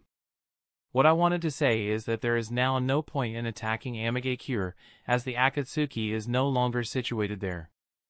The Reikage furrowed his brow in confusion. How do you know this? He asked, eager to understand the source of Tsunade's information and reasoning. The reason is quite simple. The Hokage has healed the leader of Akatsuki, came a voice, causing everyone in the meeting room to become alert. The voice belonged to no one present in the meeting, prompting a sense of unease among the attendees. Soon after, Obito materialized in the meeting room through a vortex. The Reikage's gaze narrowed as he fixed his eyes on Obito. What do you mean by this? He demanded, his voice edged with suspicion. Obito met the Reikage's gaze with a calm demeanor. It's very simple, he began, his tone measured yet confident. Konoha has provided shelter to two founding members of Akatsuki, the leader and another member, Konan. These are the same individuals who orchestrated the capture of the Eight Tails. The Reikage's expression hardened as he turned towards the Hokage, his eyes piercing with inquiry. Hokage, is this true? He pressed, seeking confirmation or denial of Obito's claim. Chapter 195, Yes, this is absolutely correct, admitted Tsunade with a resigned sigh. She knew that if not today, then tomorrow, everyone present here would learn that Konoha had sheltered Nagato and Konan, and the consequences would be dire. The Reikage's voice reverberated through the tense atmosphere, his tone undeniable as he banged his fist on the meeting table for emphasis. Hand over those two to Kumogakure immediately, he demanded, his eyes flashing with determination. Otherwise, we from Kumogakure will have no choice but to declare war on Konoha. Tsunade, known for her fiery temper, clenched her fist and pounded it on the table, her voice resonating with determination as she spoke. Firstly, we are never going to hand over Nagato and Konan to Kumo. And if you're truly intent on going to war over this, then I don't mind accompanying you. But know this, it won't end well for anyone. As tension thickened in the room, Inoki interjected with a calming tone, his expression thoughtful as he addressed both leaders. Calm down, Hokage and Reikage. He is clearly trying to sow discord among us, we should not fall for it. And I hope that the Hokage has a reason for giving Nagato and Konan shelter. Let's not rush into conflict without understanding the full picture. Of course, I have a valid reason, Tsunade responded, her voice carrying a mix of frustration and conviction.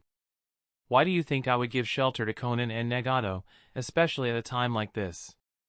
And in the information that Konoha provided last time, it is properly documented that the real leader of Akatsuki is Obito, not Nagato. There are intricate layers to this situation that you might not fully grasp. The Reikage's gaze hardened, his impatience palpable. Then provide that reason, he demanded, awaiting Tsunade's explanation with a stern expression. Reikage, please calm down. After we've dealt with this masked man, then we can revisit this matter, said Inoki. With those words, Inoki activated the dust release detachment of the primitive world technique. Soon, Obito found himself enveloped in a translucent white cube. However, like a ghost, Obito phased through the ground and disappeared below. "He really can phase through anything," remarked Inoki with a sigh of regret. If my dust release had hit Obito, then his story would have ended right here and now. Obito once again emerged from below the ground and addressed the meeting, saying, "Why are you so anxious, Tsuchikage?" Inoki didn't respond immediately. Instead, he stared at Obito intently and asked, "What is your purpose for coming here?" "I came here to offer you all a chance to avoid war and unite with me as one," Obito replied. Terumi's curiosity piqued. She questioned, "What chance do you mean?" "Hand over the 9 tails, and you can all avoid war," Obito stated. "What exactly is your plan, Uchiha Obito?" Tsunade questioned. "Didn't Jurioka tell you?" Obito asked. Tsunade remained silent, merely fixing her gaze on Obito, waiting for his response. "Many years ago," began Obito, his voice carrying a weight of history, "the legendary sage of 6 paths made a pivotal decision to rid the world of the terror inflicted by the 10 tails. In a daring move, he became the 10 tails Jinchuriki.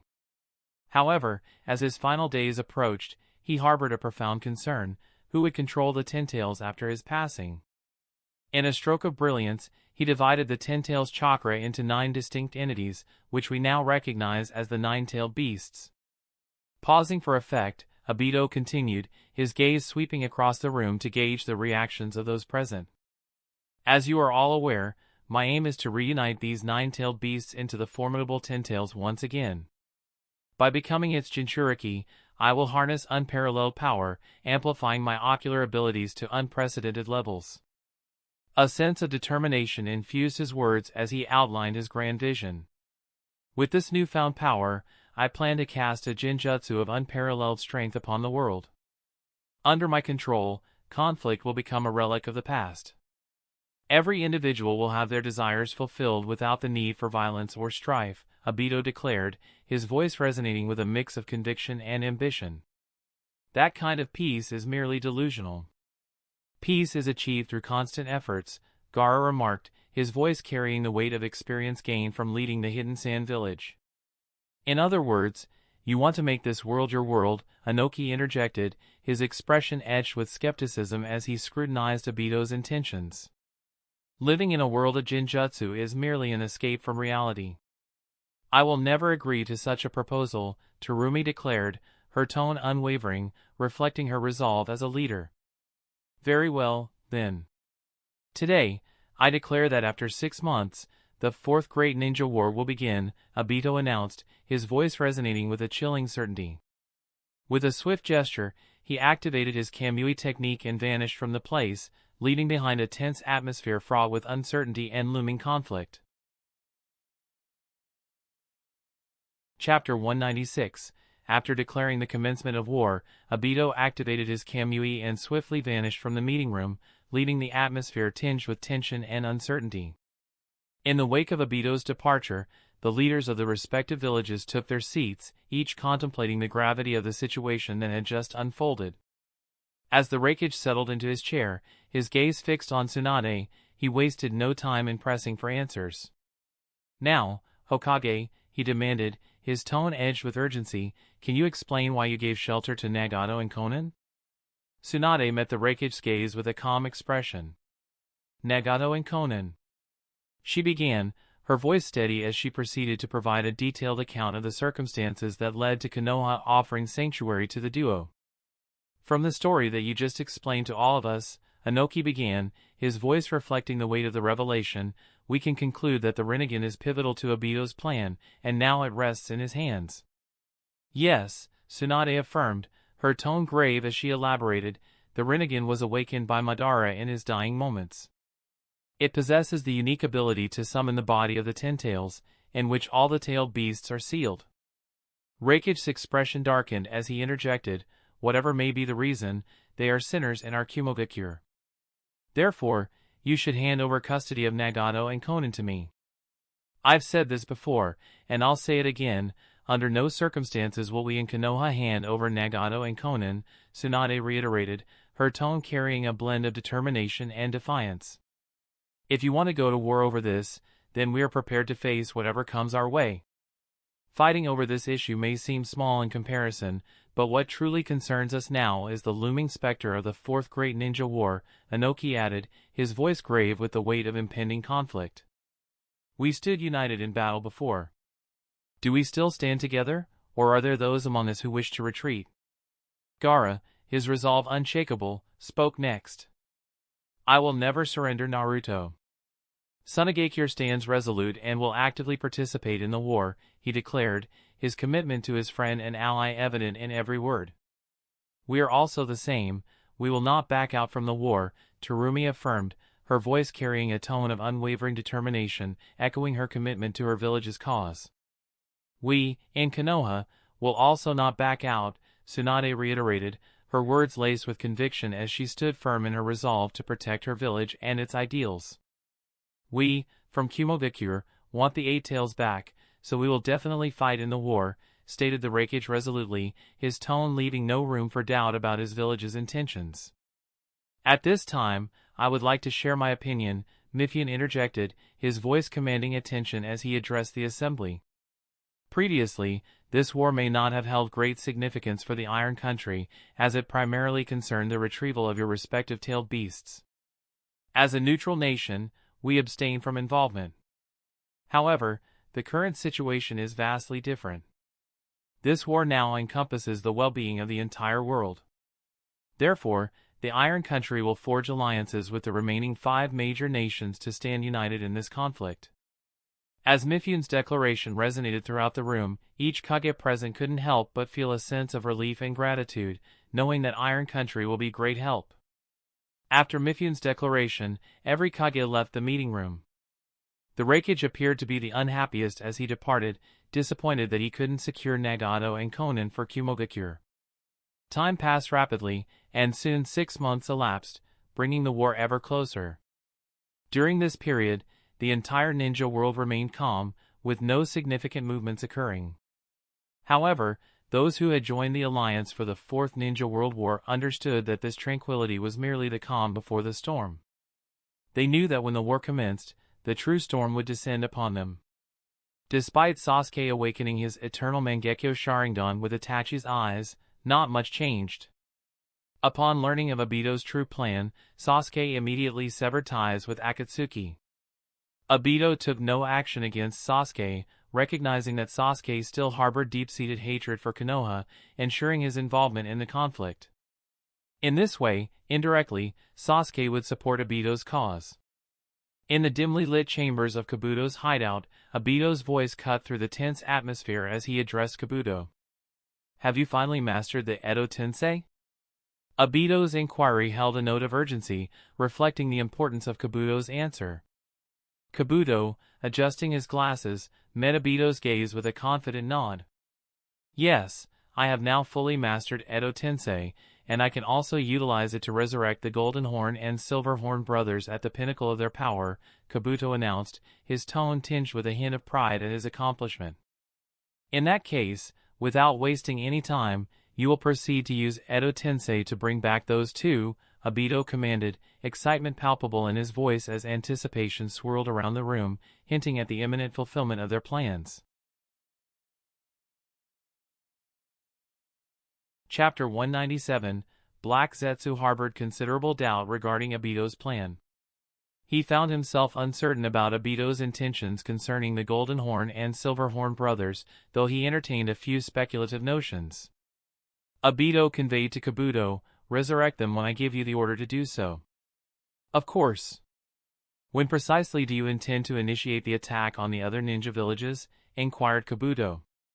In the very near future. I am simply awaiting the results from Deidara and Kisame, Obito responded. Upon receiving this information, Kabuto nodded thoughtfully and departed to attend to his own obligations. When Kabuto departed, Black Zetsu approached Obito and inquired, are you planning to revive the Ten Tails prematurely? Black Zetsu posed this question to confirm his suspicion. Yes, I am indeed planning to resurrect the Ten Tails prematurely, confirmed Obito. But why? Queried Black Zetsu. Can you suggest any alternative method by which we can defeat Juryoku and acquire the Nine Tails? Countered Obito. Upon hearing this question, Black Zetsu fell into silence. In truth, there seemed to be no other viable approach to subduing Juryoku without Ten Tails' assistance. Furthermore, Black Zetsu realized his own powerlessness in the face of Obito. There was little he could do to impede Obito's plans.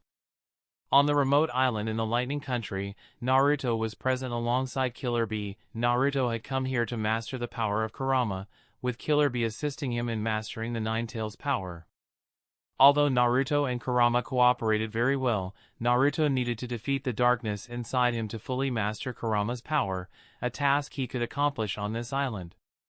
Acting as a mentor, Killer Bee had already undergone a similar process when mastering the power of the Eight Tails. Kisame and Deidara approached the island. Kisame remarked, "So, here is the Jinchuriki of the Nine Tails?" Afterward, both Deidara and Kisame entered the island. As Deidara and Kisame made their way onto the island, they found themselves amidst a bustling gathering of ninjas, a diverse mix representing both the Cloud Village of Kumo and the Leaf Village of Konoha. The significance of this island to Kumogakure was evident, but its role in ensuring Naruto's safety drew the presence of Konoha's finest shinobi as well. In the ensuing clash, Deidara and Kisame demonstrated their formidable skills, swiftly dispatching their opponents with calculated precision. The superiority of their techniques was unmistakable, leaving no doubt as to the outcome of the confrontation. The echoes of battle resonated across the island, reaching the vigilant ears of Might Guy and the other guardians entrusted with Naruto's protection. Reacting swiftly to the disturbance, Might Guy moved towards the source of the commotion. Kisame was on the verge of using his Samahata to strike down one of the ninjas when Might Guy suddenly intervened, positioning himself between Kisame and his intended target and delivering a powerful kick that pushed Kisame back. Deidara, seizing the opportunity, unleashed his explosion release and launched an attack on Might Guy, causing him to retreat backward. Addressing Might Guy, Kisame remarked, "So, you beast is also present here." "Have we met before?" inquired Might Guy. "As expected," muttered Kisame. Turning to Deidara, Kisame instructed, "Proceed with capturing the Nine Tails Jinchuriki. I'll detain him here." Upon receiving this command, Deidara nodded and summoned Owl, taking flight upon it. "Not so fast," declared Might Guy, poised to impede Deidara's advance. However, Kisame intercepted him, stating, "Your opponent is me." Kisame unleashed the water release, great exploding water colliding wave, flooding the area with water.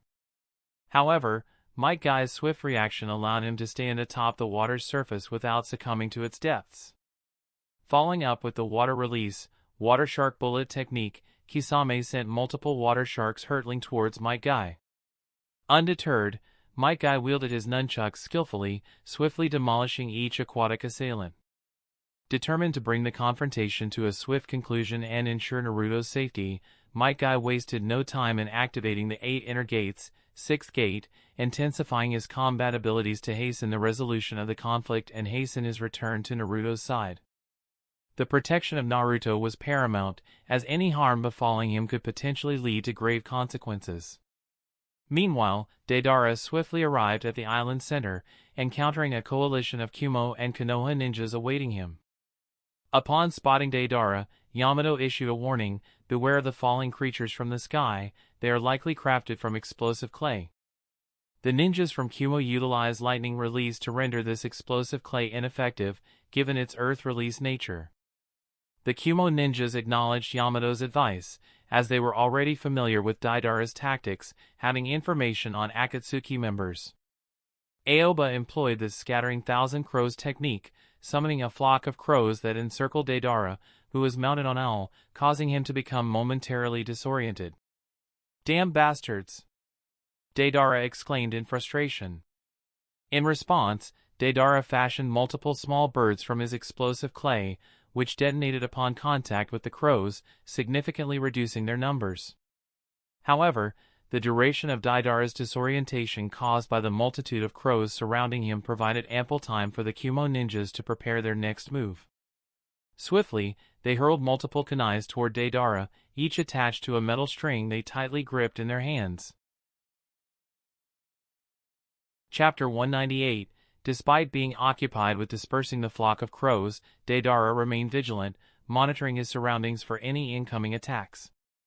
Upon spotting the kunais hurtling towards him, he swiftly manipulated Owl to evade the impending assault, narrowly avoiding direct impact. However, the kunais found their mark on Owl instead, piercing its form. Instantly, the Kumo ninjas channeled lightning nature chakra through the metal strings connected to the kunais. The surge of lightning-infused energy surged through the metal conduits, reaching Owl. Constructed entirely from explosive clay, Owl succumbed to the destructive force of the lightning chakra, rendering it inert and robbing it of functionality. With Owl incapacitated, Deidara began a rapid descent towards the ground. Yamato employed Earth Release, Earth Flow Spears, generating multiple Earth spikes directly beneath the spot where Deidara would land. Clearly, with this maneuver, Yamato intended to either kill Deidara or, at the very least, inflict serious injury upon him. However, Deidara was not to be underestimated.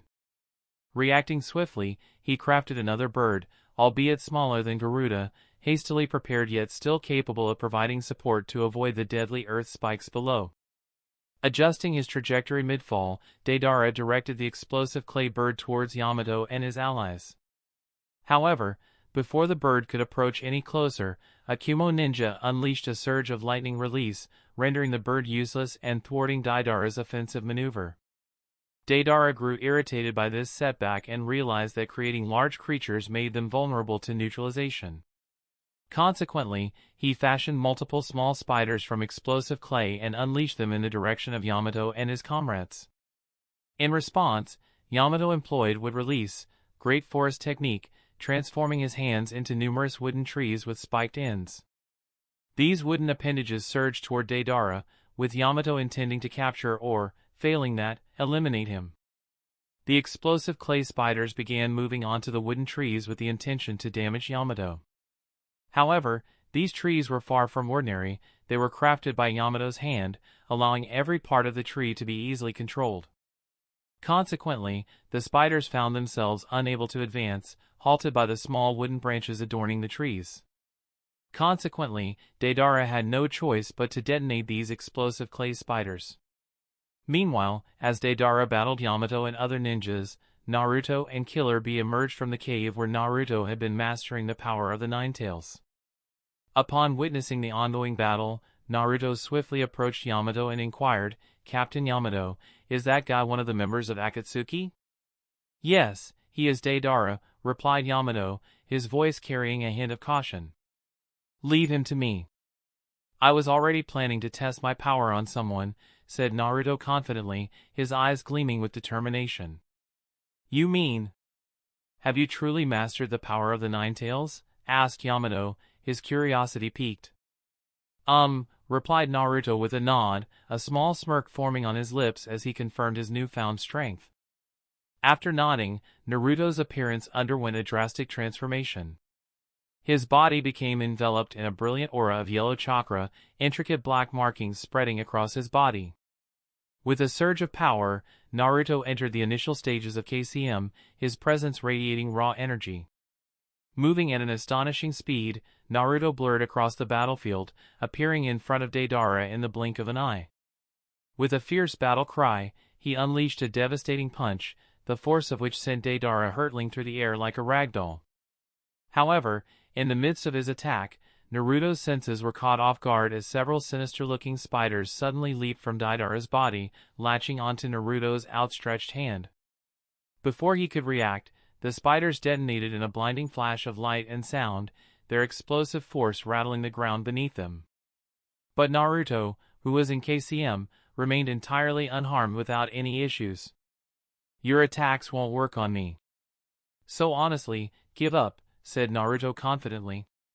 After uttering these words, two yellow hands made from chakra emerged from Naruto's back and moved in Deidara's direction to capture him.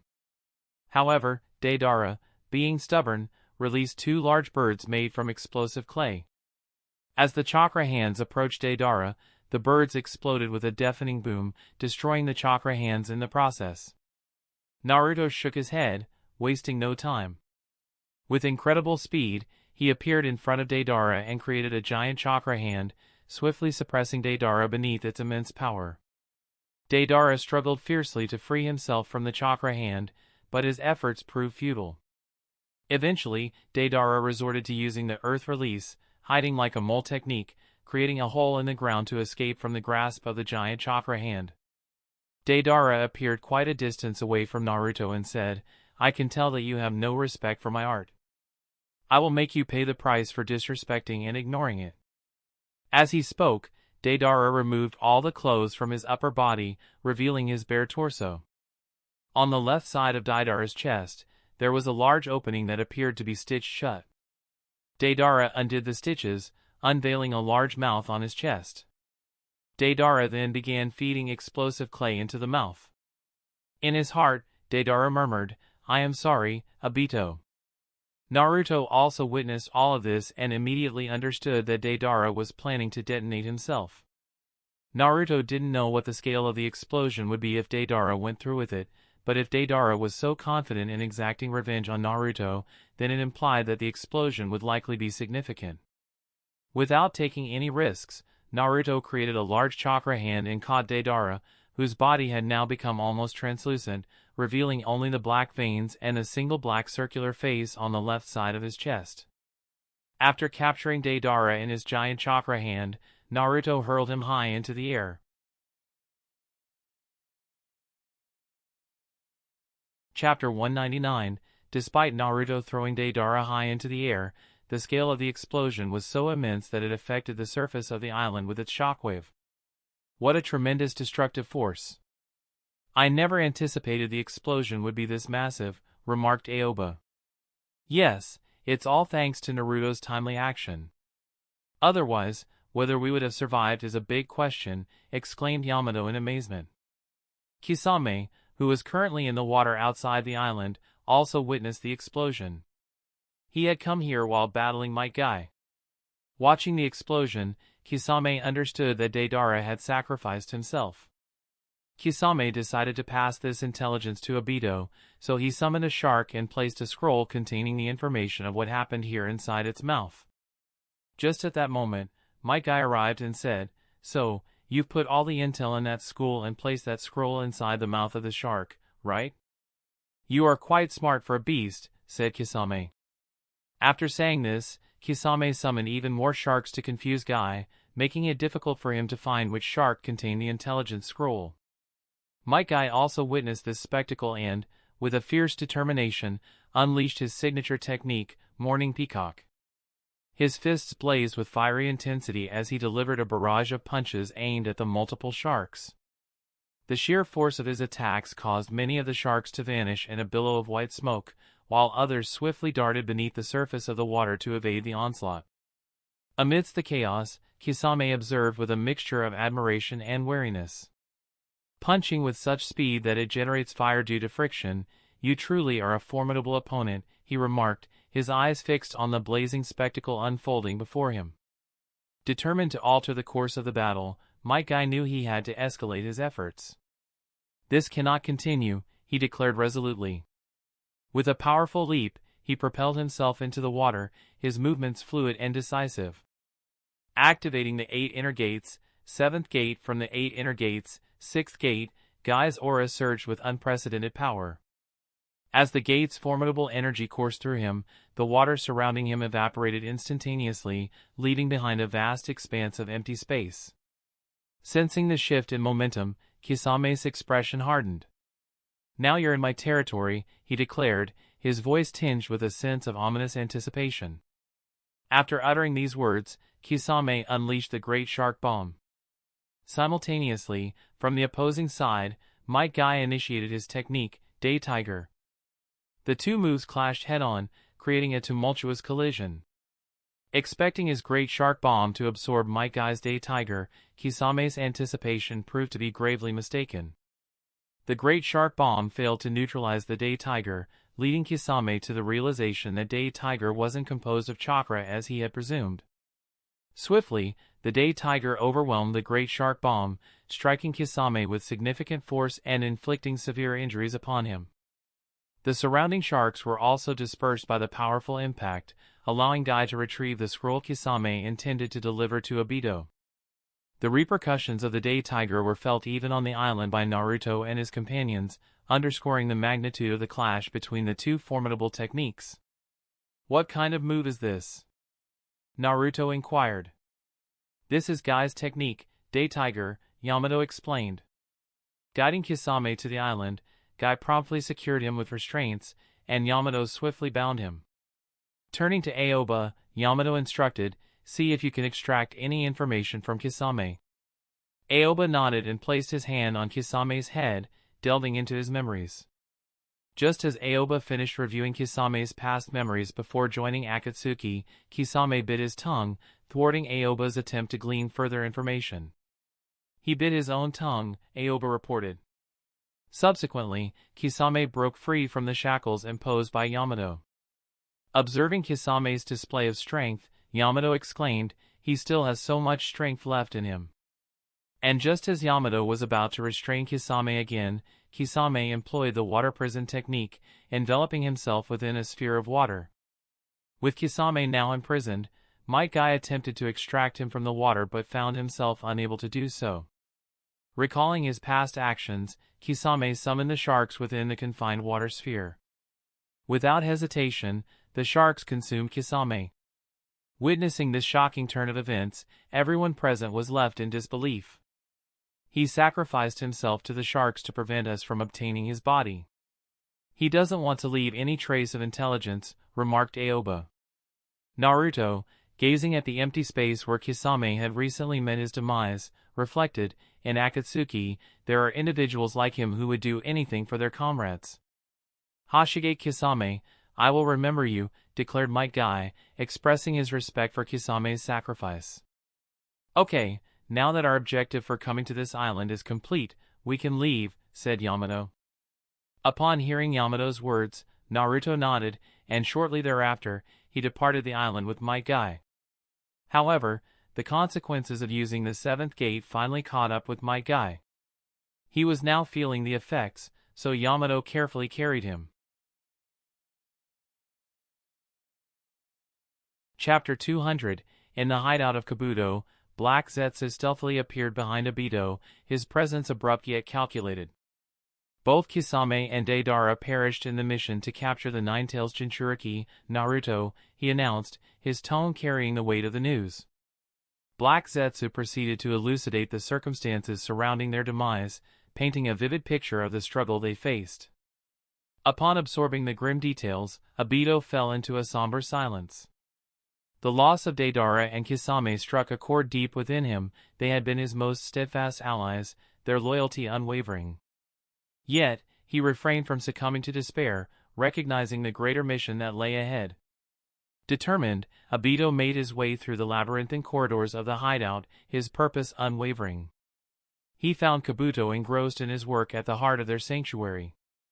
"Prepare yourself," Obito declared to Kabuto, his voice tinged with resolve. "We are on the brink of war."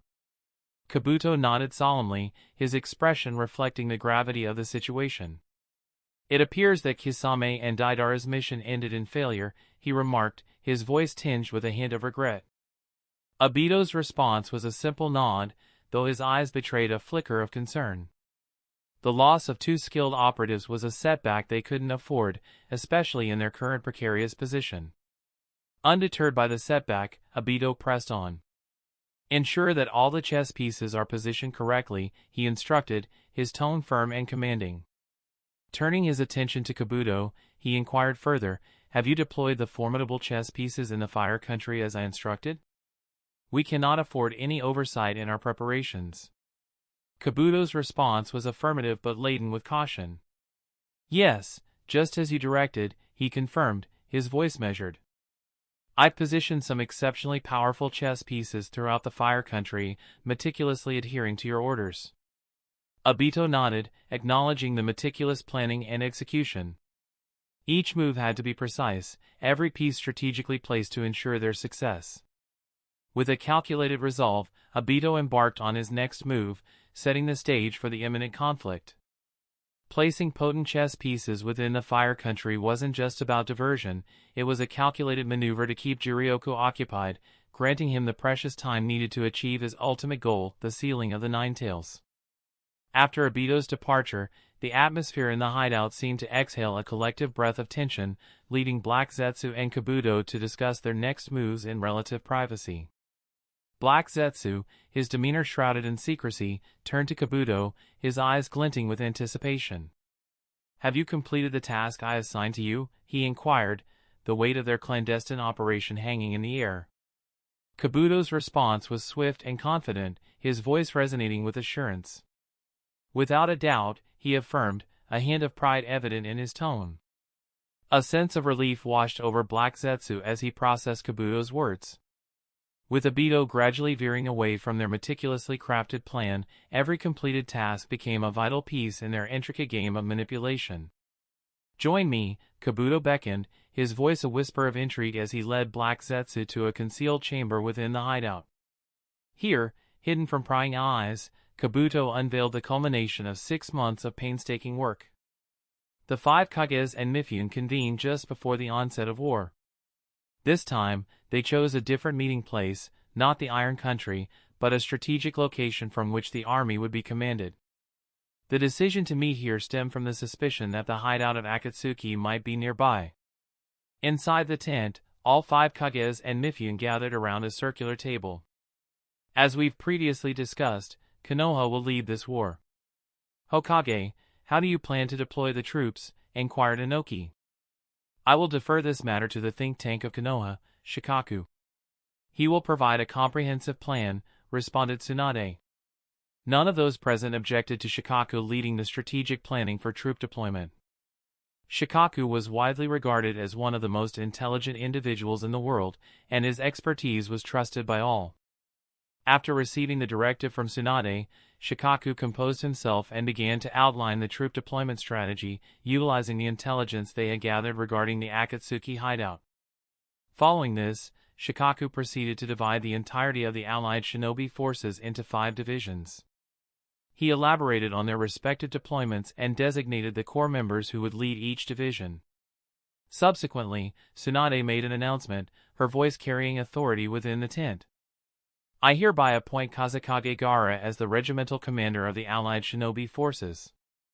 There were no objections raised to Tsunade's decision, signifying unanimous agreement among those present. "According to our proposal, Tsuchikage will assist Kazekage in the war.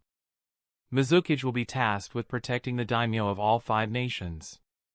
Here on the battlefield, Hokage and Reikage will remain ready to react to any unforeseen situations. Lastly, the teams will be distributed in such a way that all the Kages can gather at one place immediately," explained Shikaku. Everyone concurred with this proposal, recognizing it as the most prudent course of action available. Finally, Reikage, who had remained silent for some time, interjected, "I propose that we refrain from allowing Naruto to participate in the battle. This way, we can protect Naruto and prevent Obito from acquiring control over the Nine Tails." Tsunade adamantly rejected the proposal, stating, "No, I absolutely disagree. Naruto is not some weakling, he is a powerful individual and can serve as invaluable support for everyone. Excluding Naruto from the war will only make our efforts more challenging." Continuing her argument, Tsunade emphasized, "Naruto has mastered the power of the Nine Tails and now possesses the ability to significantly impact the course of battle with his strength. Therefore, omitting him from the war would be foolish. Rest assured, we will monitor Naruto closely, and if he faces any danger, we can swiftly provide assistance." Gaara chimed in, echoing Tsunade's sentiments. "I agree with the Hokage's perspective. Naruto should be allowed to participate in the war." The others present at the meeting concurred with Tsunade's viewpoint, leaving Reikage with no choice but to acquiesce. Inoki interjected, "I believe we are overlooking something crucial. Hokage, what is Jiraiya's stance regarding this war?" Tsunade responded, "We are uncertain of his intentions. If he truly desired to prevent this war, he would have dismantled the Akatsuki long ago. However, despite our efforts to reach out to Jirioku and inquire about his position on the war, we received only one response: "I will take action when I deem it necessary." This is the extent of our knowledge regarding Jirioku's stance. Chapter 201. Everyone felt quite helpless upon realizing they were uncertain of Jirioku's allegiance. If Jirioku had been on their side, they would have felt more confident in facing Obito. However, lacking Jirioku's support, their confidence waned. Alright, now that we've discussed our war strategy, we should begin deploying the troops as soon as possible, stated Terumi. Everyone concurred with Terumi's assessment, and thus the troop deployment commenced. Initially, the atmosphere was tense as the daimyos convened, each accompanied by their retinues and guards. However, one noticeable absence was that of the Fire Country daimyo, leaving an uneasy void in the gathering. The Fire Country daimyo faced a pivotal decision, weighing the options presented before him. Joining the other daimyos under the Mizuki's protection offered a sense of solidarity, yet the allure of Jirioku's unmatched power beckoned, promising unparalleled security.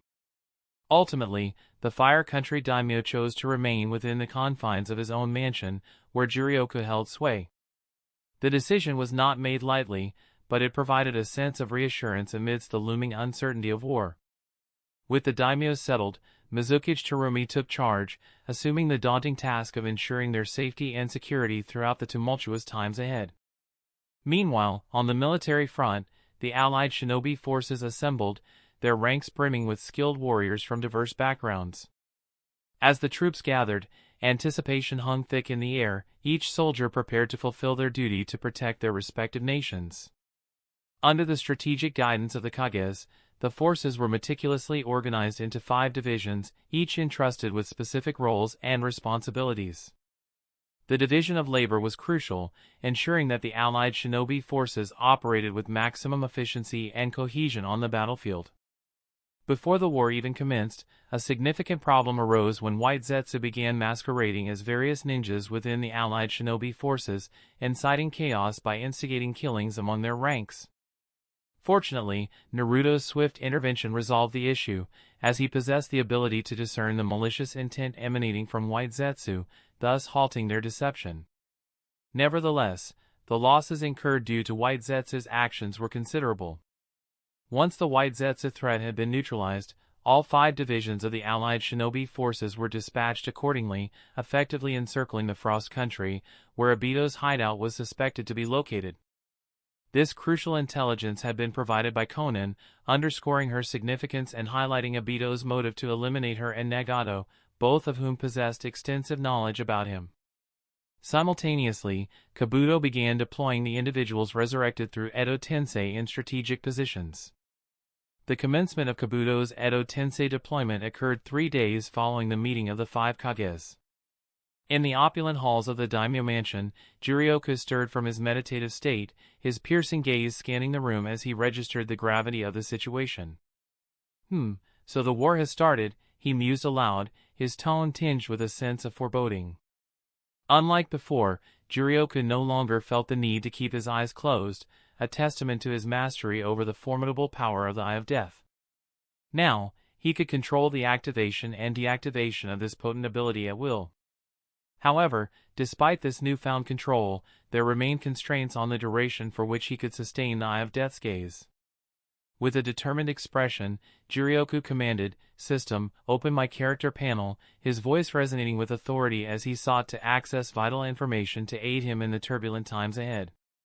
Ding! Name, Jirioku. Template, Lucifer, 100%. Jirioku nodded upon seeing that the progress of the Lucifero template had reached 100%. Turning to the system, Jirioku inquired, "System, you mentioned that once I reach 100% progress with the Lucifero template, I'll be able to enhance the strength of those around me. How exactly does that work?" The system responded, "Host, after fully integrating the Lucifero template, you have become a complete demon. You can now create a few lesser demons. Simply designate those around you as lesser demons, and they will receive a significant boost in strength, along with a notable increase in age. Jirioku acknowledged, I had a feeling something like that would be the case. Thank you for confirming. At that moment, Jirioku narrowed his eyes and directed his gaze toward a specific direction. Obito, it seems you devised quite a cunning plan to distract me, he remarked sharply. Jirioku sensed the presence of 7 powerful individuals wreaking havoc in one of the smaller villages of the Fire Country, causing a massacre. With his observation haki, Jirioku's awareness extended across the entirety of the Fire Country and even beyond. In an instant, Jirioku vanished from his room and materialized before Jokin. A group of assailants is attacking a small village, slaughtering its people. I intend to protect the village and eliminate these individuals, he declared. Jokin nodded in acknowledgement upon hearing Jirioku's words. Jirioku conjured a black hole before him and stepped into its abyss, vanishing from sight as the dark vortex consumed him. Soon after, the black hole dissipated into nothingness. Chapter 202. Outside one of the ordinary villages of the Fire Country stood 7 individuals, none other than the 7 ninja swordsmen. However, upon observing their physical features, it can be concluded that all of them have been revived through Edo Tensei. Kushimaru spoke, So, do we need to massacre this small village? Jinpachi replied, Yes, it seems that the person who resurrected us intends to slaughter this entire village. But who cares? This is my favorite pastime, and on top of that, this village belongs to the Fire Country, so I don't have any problem with it. With an evil grin spreading wide across his face as he spoke. Well then, what are we waiting for? Let's begin, said Kushimaru. After saying this, Kushimaru attacked 2 men who were carrying something on their backs, talking happily, with his Nuabari sword. Since these 2 men were just ordinary people, they didn't even notice when Kushimaru arrived behind them and sewed them. Although this whole scene was cruel, it reflects the reality of the ninja world. The 7 ninja swordsmen continued their attack on this village. Since the village was ordinary, no ninja were present, resulting in no resistance whatsoever from anyone towards these 7 ninja swordsmen. Men and women were panicking, running here and there trying to save their lives, but their resistance and running were useless in front of the powerful 7 ninja swordsmen. In less than 2 minutes, more than 50 people were killed. As the 7 ninja swordsmen persisted in their relentless slaughter, an abrupt shift occurred in the environment. Dark clouds swiftly enveloped the entire village, casting an ominous shadow over the landscape. Above, amidst the brooding sky, a mysterious black hole materialized, from which descended a solitary figure. Witnessing this perplexing phenomenon, all 7 ninja swordsmen swiftly converged at a single location, drawn by curiosity and wariness alike. With meticulous scrutiny, they discerned the figure descending from the enigmatic black hole. It became apparent that the individual was a youthful man, appearing to be approximately 18 years of age. This person was none other than Jirioku. Jirioku gazed at all 7 ninja swordsmen, and just his look sent a chill running down the spine of each of them.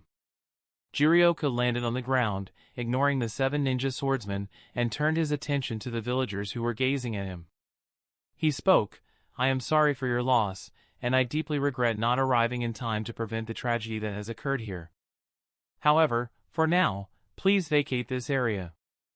The villagers nodded in relief and complied with Jirioku's instructions, beginning to depart from the vicinity. And do you think we will allow them to leave from here so easily? Said Kushimaru as he advanced towards a woman cradling her child. Witnessing the approach of this ferocious individual responsible for the deaths of many of her fellow villagers, the woman knelt on the ground, shielding her child. But as Kushimaru took just 2 steps, the air seemed to grow heavy with tension, anticipating Jirioku's intervention. His voice, cold and commanding, cut through the silence. Who told you to move? With these words, Jirioku merely cast a fleeting glance in Kushimaru's direction, and suddenly, as if struck by an unseen force, Kushimaru's movements were halted abruptly. He crashed to the ground with a deafening thud, the impact echoing through the surroundings and leaving behind a sizable crater as evidence of the immense force unleashed. Jirioku then turned his attention to the woman, his demeanor softening slightly as he spoke, Go, leave with your child. You are safe now. The woman, visibly relieved, bowed repeatedly towards Jirioku, her gratitude evident in every gesture. "Thank you," she whispered earnestly before turning to leave, cradling her child protectively in her arms. As the villagers hurriedly dispersed, seeking refuge from the chaos that had unfolded before them, a palpable sense of awe and fear hung in the air. The 7 ninja swordsmen stood in stunned silence, their disbelief palpable as they grappled with the realization of Jirioku's formidable power, demonstrated with chilling ease in the mere flicker of his gaze. After every villager had left, Jirioku turned his gaze towards the 7 ninja swordsmen. "Why involve civilians in this? If I'm not mistaken, in your childhood, your village or city was also subjected to such atrocities," said Jirioku. "What are you talking about? We have never suffered from such things, rather, we are the ones who have inflicted suffering upon others," retorted Hyuga. "Shut up. I am not addressing you, I am speaking to the person who reincarnated you," snapped Jirioku. Kabuto assumed control over Hyuga's body and remarked, "It seems that you are familiar with me." "Of course, I know you, Kabuto," said Jirioku. "In this world, not everything needs to be right. What matters in the end is strength, and you can change wrong to right and right to wrong. So, Jirioku, please enjoy the fight I've prepared for you," said Kabuto. "Are you referring to these ants? Are they worthy opponents for me?" said Jirioku, gesturing towards the 7 ninja swordsmen. Upon hearing this, all the members of the 7 ninja swordsmen felt deeply humiliated. Kabuto remained silent, releasing his possession of Hyuga's body and departing, leading the 7 ninja swordsmen to face Jirioku in combat. Chapter 203. Every member of the 7 ninja swordsmen was looking at Jirioku. If looks could kill, Jirioku would have died countless times. "What, unconvinced by what I said," said Jirioku. "Humph, you will pay the price for underestimating us," said Jinpachi. After saying this, he attacked Jirioku with his Shibuki sword. Jirioku used armament haki to cover his hand and caught Jinpachi's Shibuki sword with his bare hand. Seeing Jirioku holding his Shibuki sword with his bare hand, Jinpachi said with a sneer on his face, "You really are a fool to catch my sword with your bare hands." And as soon as Jinpachi's voice fell, almost half of the explosive tags on the Shibuki sword detonated. As a result, a large explosion occurred, engulfing Jirioku. A vast amount of dust blanketed both Jirioku and Jinpachi. As the haze gradually dissipated, revealing the battlefield in fragments, Jinpachi emerged from the dust cloud, the first recognizable figure amidst the devastation. A contemptuous smirk played on his lips as he surveyed the scene. "For all their bluster," he remarked, his voice dripping with disdain, "a truly pathetic showing." With that, he reached out to reclaim his sword, expecting only a formality. But as he made to snatch it back, a forceful grip met his grasp. It defied all logic. After being at the epicenter of such a cataclysmic explosion, Jirioku's hand shouldn't even be a mangled remnant, let alone possess the strength to cinch the Shibuki sword so tightly. As the dust mote swirled and settled around Jirioku's form, revealing him in stark clarity, Jinpachi found himself face to face with a sight that shattered the very foundation of his beliefs. Jirioku stood imperturbable, the Shibuki sword held effortlessly in his hand, his attire immaculate, his physique untouched, devoid of even the most minuscule imperfection. It was a sight that defied comprehension, a testament to an unimaginable power. Before Jinpachi could react, Jirioku swiftly pulled him towards himself with the Shibuki sword. When Jinpachi drew close, Jirioku delivered a forceful kick to his stomach. This was no ordinary kick. Jirioku utilized armament haki, internal destruction. The impact of Jirioku's kick crushed all the bones in Jinpachi's midsection. Collapsed on the ground, Jinpachi was unable to rise. It was fortunate that Jinpachi's body had been resurrected through Edo Tensei, otherwise, such an attack would have been fatal. "See? Didn't I tell you that you're nothing more than ants?" remarked Jirioku, pointing towards Jinpachi. "And one more thing, didn't the person who resurrected you tell you that my senses are very powerful?" said Jirioku.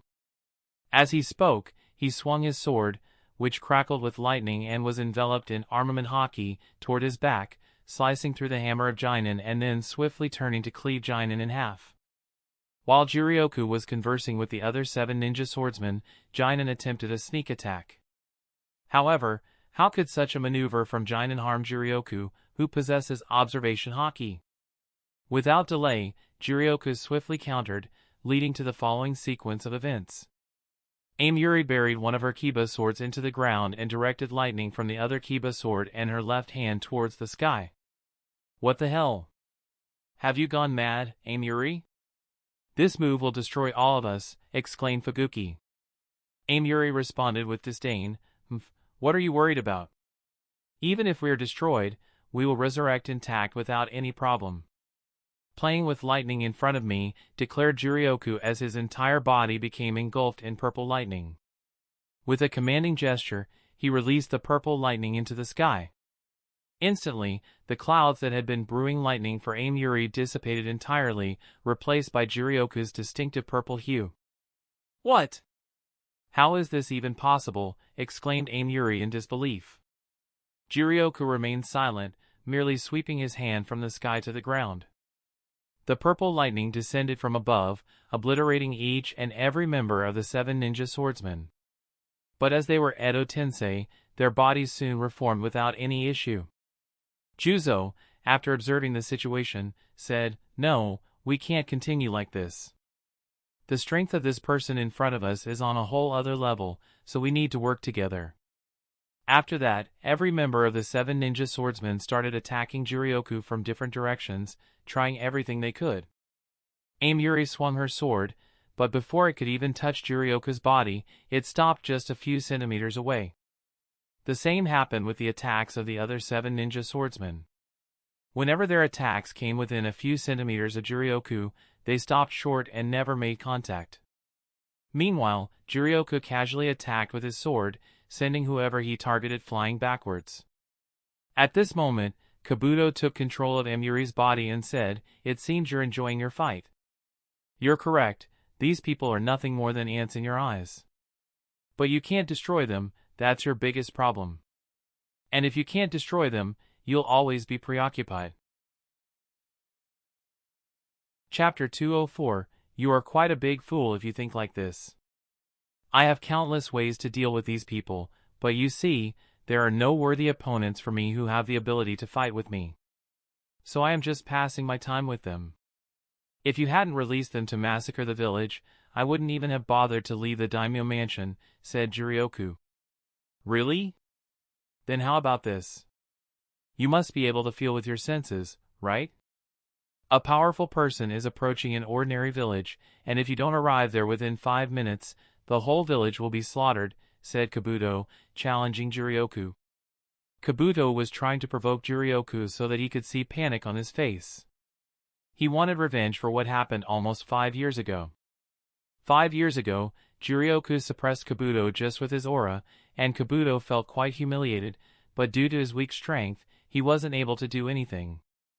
Kabuto wanted to induce panic in Jirioku, making the most powerful and almost invincible person react because of him.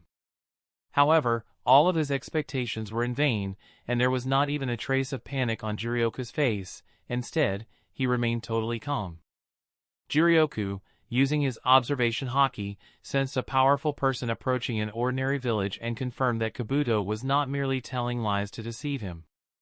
Watch carefully and do not blink, or else you won't even know when they were defeated, said Jirioku to Kabuto. Being intelligent, Jirioku also understood that Kabuto was trying to toy with him, attempting to see panic on his face. However, he didn't need to panic at all. Jirioku's whole body was covered in purple lightning, and on top of that, he used gravity field to suppress all 7 ninja swordsmen. Jirioku finally opened his Eye of Death, the Eye of Jirioku, which was sky blue in color. In them, a red translucent flower pattern appeared, signifying the opening of the Eye of Death. After this, Jirioku moved at a speed even faster than that of light and slashed at each and every member of the 7 ninja swordsmen. Jirioku's every sword slash cut the line of death on the body of each and every 7 ninja swordsmen. Jirioku returned to his starting position from where he had begun moving. If an ordinary person saw this, they would have only seen a blur of purple light moving along this specific path where all the 7 ninja swordsmen were present, returning to its place just as swiftly. Such was the speed of Jirioku. Such fast speed, it's on par with the third Raikage, said Juzo. Are you kidding me? His speed is far faster than the third Raikage, said Amuri. It's over, Jirioku. Those impressive slashes you delivered in a burst of fleeting speed, a commendable display, to be sure, will ultimately prove futile. Thanks to the forbidden Edo Tensei technique, their bodies possess an astonishing regenerative ability. Those wounds will vanish before your very eyes, said Kabuto, having taken possession of Kushimaru's body. Jirioku, his movements measured and deliberate, slid his katana back into its sheath with a soft snick. A hint of amusement flickered in his eyes. Such unwavering confidence, he remarked coolly. But are you truly so certain of your assertions? Perhaps you've underestimated the true power of my technique. Yeah, why wouldn't I? Just as Kabuto was about to explain that the sword cuts would heal immediately, he finally realized that the slashes which Jirioku made on the 7 ninja swordsmen did not heal immediately, as they should have healed since the bodies of the 7 ninja swordsmen were resurrected from Edo Tensei. After this, something even more surprising happened for Kabuto. Instead of the scars healing where the sword cuts were made on the bodies of the 7 ninja swordsmen, the bodies of the 7 ninja swordsmen started disintegrating from those same areas. What? What's happening right now? Said Kabuto in shock. Kabuto then looked towards Jirioku and asked, What did you do? Why aren't they healing? I killed them, said Jirioku, his voice carrying a chilling tone as he emphasized the word killed. What do you mean? Explain properly, demanded Kabuto, his eyes wide with disbelief. But to his dismay, Jirioku remained silent, his expression unreadable. Just moments ago, Kabuto had been the one attempting to sow panic and despair into Jirioku's demeanor, but now the tables had turned. The once confident Kabuto now wore a mask of fear and uncertainty, while Jirioku appeared unfazed, as if orchestrating every detail of the unfolding events. Despite Kabuto's persistent inquiries, Jirioku offered no explanation. With each unanswered question, Kabuto's frustration grew until finally, he fell silent, resigned to the inevitable fate of the 7 ninja swordsmen. As Jirioku's declaration sank in, Kabuto could only watch in helpless horror as the bodies of the 7 ninja swordsmen disintegrated into dust, their existence wiped from the world without a trace. Chapter 205, Kabuto's consciousness slowly returned to his body, a sensation akin to awakening from a deep slumber. Despite the shock rippling through him from the recent events, he gathered himself and briskly made his way to his laboratory. Entering the dimly lit chamber, Kabuto's eyes fell upon the remnants of the 7 ninja swordsmen. Among them lay the fragmented remains of Juzo's body. With determined resolve, Kabuto immediately attempted to use Edo Tensei. Yet, despite his expertise, the Edo Tensei failed, leaving him momentarily bewildered. Refusing to yield to defeat, Kabuto persisted and attempted Edo Tensei again and again on other members of the 7 ninja swordsmen. Each effort met with failure. The sense of frustration gnawed at him, driving him deeper into desperation. Then, amidst the growing despair, Kabuto's keen eyes caught a chilling sight. The lifeless remnants of the 7 ninja swordsmen began to disintegrate into mere particles of dust. How is this possible? Exclaimed Kabuto, his voice tinged with disbelief as he surveyed the disintegrating remnants of the 7 ninja swordsmen. Every body part seemed to succumb to the same fate, turning to dust and vanishing before his eyes, whether it was a mere strand of hair or a sturdy bone. What kind of ability is this? Kabuto muttered to himself, his mind racing to comprehend the inexplicable phenomenon unfolding before him. Then, in a sudden flash of realization, Kabuto's thoughts shifted to the powerful ninja he had dispatched to attack the village in the Fire Country. With a sense of urgency gripping him, he swiftly sought to seize control of the ninja's body, his curiosity driving him to seek answers to the mysteries unraveling around him. However, his hopes were dashed as soon as he established control. Before he could even begin his investigation, the body he commandeered was mercilessly slashed by Jirioku, leading Kabuto to confront yet another unexpected turn of events. And like the bodies of the 7 ninja swordsmen, the body of this ninja had also begun disintegrating, a grim echo of the fate that had befallen Kabuto's previous subjects. Without wasting a moment, Kabuto swiftly inquired, "What kind of ability did you use?" "I am unable to resurrect the 7 ninja swordsmen." Jirioku, his demeanor calm and composed, turned his gaze towards Kabuto and calmly stated, "As I mentioned before, I simply killed them." "What kind of answer is that? Just tell me already. How did the remains of the 7 ninja swordsmen also turn into dust after you destroyed their Edo Tensei?" Kabuto's frustration seeped through his voice, evident in the furrow of his brow and the tension in his posture. Surprise flickered across Jirioku's face as he responded, "Oh, I never knew that my ability had such an effect. Thank you for enlightening me." Jirioku was clearly surprised, as he never expected that after he killed someone using the Eye of Death, even the remains of that person would be destroyed. "Now, give me an answer," urged Kabuto, his voice laced with palpable anxiety as he watched the ninja's body nearing complete disintegration. "You are quite smart, aren't you? Then why don't you go and figure this out yourself," retorted Jirioku, a hint of defiance in his tone, as he remained resolute in his refusal to disclose the true capabilities of his Eye of Death. With an unwillingness etched across his features, Kabuto's consciousness retreated back to his body.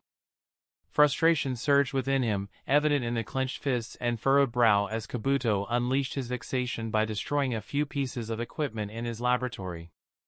Finally, after venting his anger for a few moments, Kabuto regained his composure and muttered to himself, "I have to inform Obito and Black Zetsu about what just happened." With determination in his voice, he called for one of the white Zetsu and instructed, "Inform Obito and Black Zetsu that I have something very important to report. Tell them to meet me immediately." Upon receiving the message from the white Zetsu, both Obito and Black Zetsu promptly made their way to meet Kabuto. Understanding the urgency of the situation, they hastened to the base where Kabuto awaited them. Upon their arrival, Obito addressed Kabuto, "Kabuto, what happened? Why did you call for us?" Kabuto then proceeded to explain, his voice laden with frustration and disbelief, how meticulously he had orchestrated the attack by the 7 ninja swordsmen on the village in the Fire Country, intending to divert Jirioku's attention. He recounted with vivid detail how Jirioku, with seemingly effortless precision, decimated each of the 7 ninja swordsmen with a single, devastating sword slash, leaving Kabuto unable to employ Edo Tensei to resurrect them. "So, let me get this straight," Obito interjected, his tone a mixture of confusion and urgency. "After Jirioku obliterated those 7 ninja swordsmen and other ninja, they can't be revived through Edo Tensei?" "Exactly," affirmed Kabuto, his expression mirroring his inner turmoil. "And not only that, even the remains of their bodies were utterly obliterated." Obito furrowed his brow, deep in thought. "But even if you had the DNA samples of the 7 ninja swordsmen, you were unable to use Edo Tensei. That suggests only one possibility. Somehow, Jirioku managed to eradicate the very souls of these individuals," he concluded, a sense of foreboding evident in his voice. "And perhaps this is the main reason why we were unable to find any remains of Sasori, even after our best efforts," Black Zetsu concluded, his tone thoughtful and his expression reflecting deep contemplation. "I agree with Black Zetsu. It must be that Jirioku somehow killed the souls of these people. But this doesn't explain why the remains of the 7 ninja swordsmen killed by him disappeared," Obito mused, his brow furrowed in concentration as he attempted to unravel the mystery. Turning to Black Zetsu with a determined gaze, Obito pressed on, "You must have witnessed different battlefields of Jirioku, right? Has this happened before, aside from Sasori's case?" Black Zetsu nodded solemnly. "No, except for Sasori, not even once," he confirmed, his voice tinged with a hint of concern.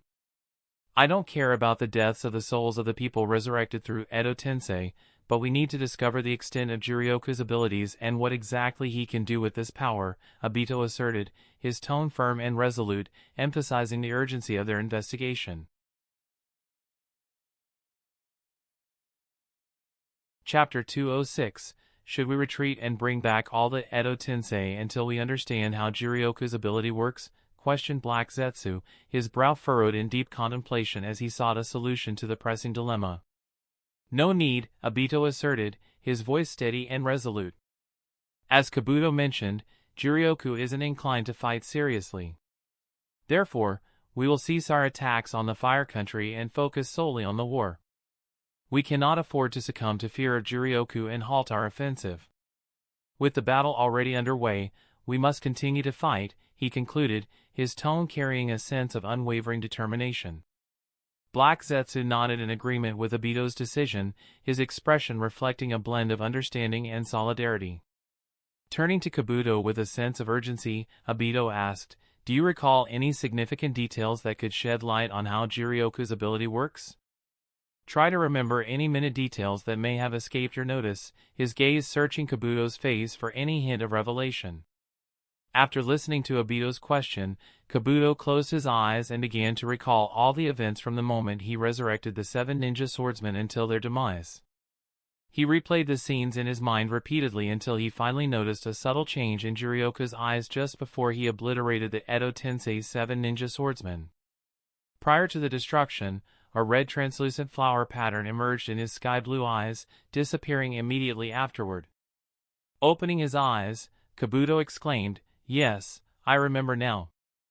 There was indeed a change in the pattern of Jirioku's eyes before and after he destroyed the Edo Tensei. His eyes returned to normal after the destruction. "This means that what Jirioku is using may be a kind of dojutsu," suggested Obito. "But I don't think we have ever seen a record of such a dojutsu," countered Black Zetsu. "Just because we haven't seen it doesn't mean that such an ability has never existed in the more than 1,000 years of ninja history. And even if such a dojutsu has never existed before, it exists now," reasoned Obito. Black Zetsu pondered to himself, "I have lived for almost 1,000 years.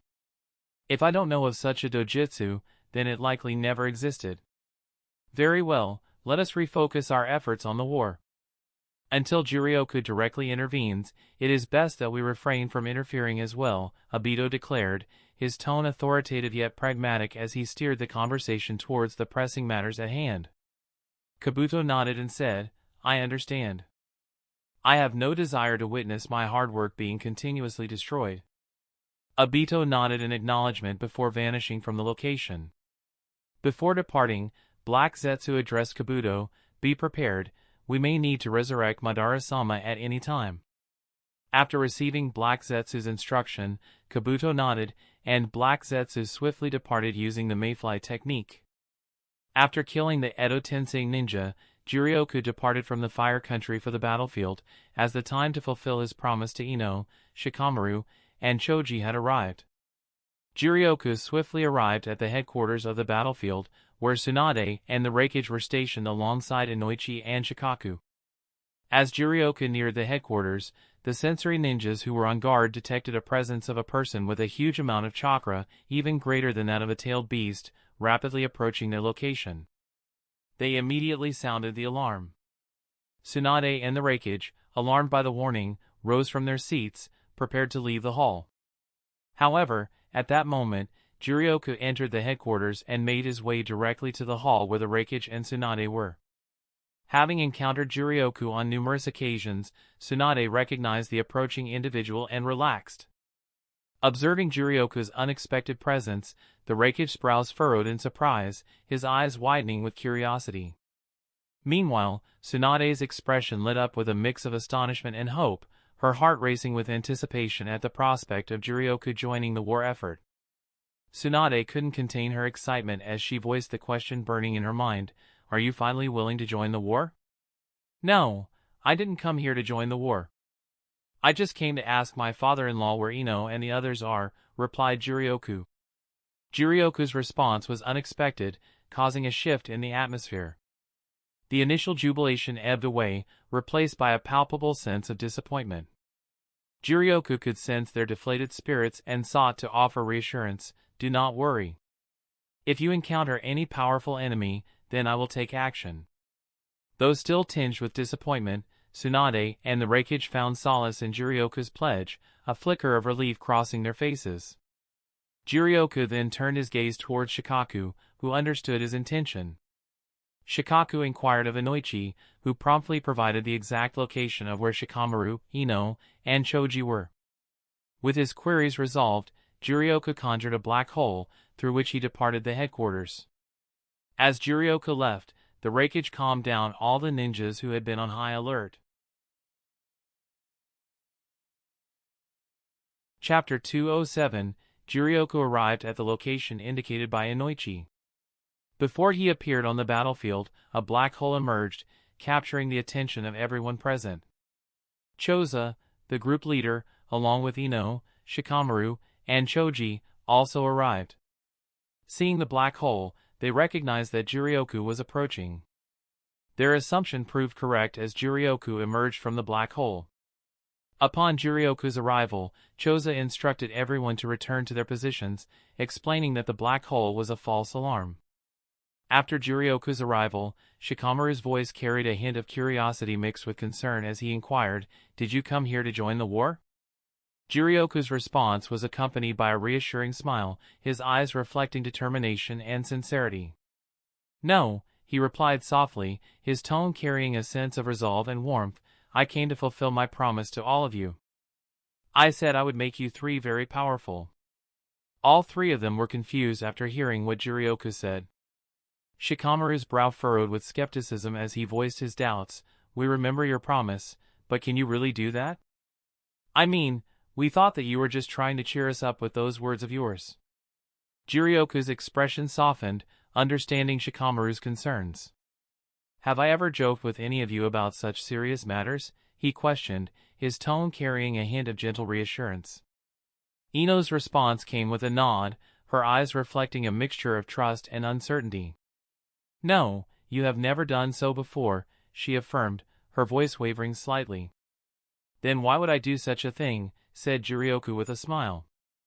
Then he moved closer to all of them and said to Shikamaru, "First, let's begin with you." Then Jiraiya placed his hand on Shikamaru's head, and after a few movements below, a dark circle with complicated patterns appeared. Soon, from the circle, a black, slimy substance started emerging, covering Shikamaru and taking the form of an egg. The entire process looked eerie. Next, Jiraiya stood in front of Ino, and she asked hesitantly, "Will I also be covered in a substance like that?" "Haha, what are you afraid of? Don't worry, nothing will happen." "I'm here," reassured Jiraiya, and Ino nodded reluctantly. Jiraiya performed the same process on Ino, and like Shikamaru, she too was covered in an egg-shaped black shell. Finally, Choji, like Shikamaru and Ino, became covered in a black egg-like shell. Believing in Jiraiya, Choza didn't ask anything, but when Jiraiya was done, he finally inquired, "Will they be all right?"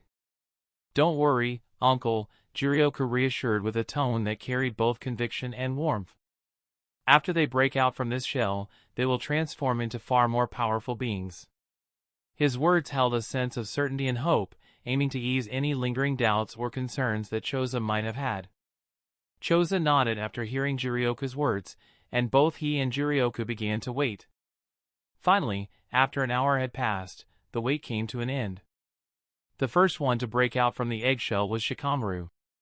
He emerged from the eggshell, releasing black chakra from his body. Not much had changed in Shikamaru's appearance, except that he had become more charming. Then Ino emerged, also emitting black chakra from her body, followed by Choji. There was no noticeable change in Shikamaru's appearance, but Ino's hair tips had turned black while the rest remained blonde. Choji, who was previously overweight, had transformed into a slim, handsome boy. Seeing Choji like this, Choza asked, "Son, are you alright? Where did all the fat in your body go?" "Dad, I'm fine. It's just because of my new abilities that I can be like this," replied Choji. "Huh? What do you mean?" asked Choza, puzzled. "Don't be surprised, uncle," said Shikamaru, and suddenly he disappeared, reappearing behind Choza. As Shikamaru appeared behind Choza, he placed his hand on Choza's shoulder and said, "Hello, uncle." "What?" exclaimed Choza, taken aback. "What kind of speed is this?" asked Choza. "This is my ability. I can travel from one shadow to another within my range," explained Shikamaru. And my other ability is... Shikamaru trailed off, then made a hand seal. Shadows of stones, Jirioku, Ino, and Choji moved and connected to Choza, immobilizing Choza. This is my second ability. I can control anyone's shadow as I please. That means I can use all my jutsu without being dependent on controlling my shadow, said Shikamaru. Choza was amazed after hearing this. Seeing Shikamaru showing off, Ino was not to be left behind. She said, I also have two abilities now. I can control anything I want with just a thought. After saying this, she controlled a stone, making it float with her mental power. And secondly, I can control anyone without fearing damage to my soul, added Ino. Choji spoke up, I gained the ability to control the size of my body as I please. Not only that, but I also gained the ability to heal rapidly. After saying this, Choji made a small cut on his palm, which immediately healed, demonstrating his extraordinary healing ability. Choza was overjoyed after witnessing the abilities of Ino, Shikamaru, and Choji. With emotion in his voice, he exclaimed, now you all might have already surpassed us in terms of strength. You are all worthy of bearing the title 16th generation of the Ino Shikacho trio. Bowing deeply to Jirioku, Choza's voice carried a mix of heartfelt appreciation and genuine respect as he expressed his gratitude. Thank you very much, he said with a tremble of emotion, his words filled with sincerity. I can't express my gratitude in words. Jirioku replied with a smile on his face, Ino is my girlfriend and my future wife. I gave Shikamaru and Choji these abilities so that they can protect her when I am not around. I just hired her 2 powerful bodyguards. Upon hearing Jirioku's words, everyone burst into laughter. Chapter 208, Jirioku said to everyone, okay, then take care.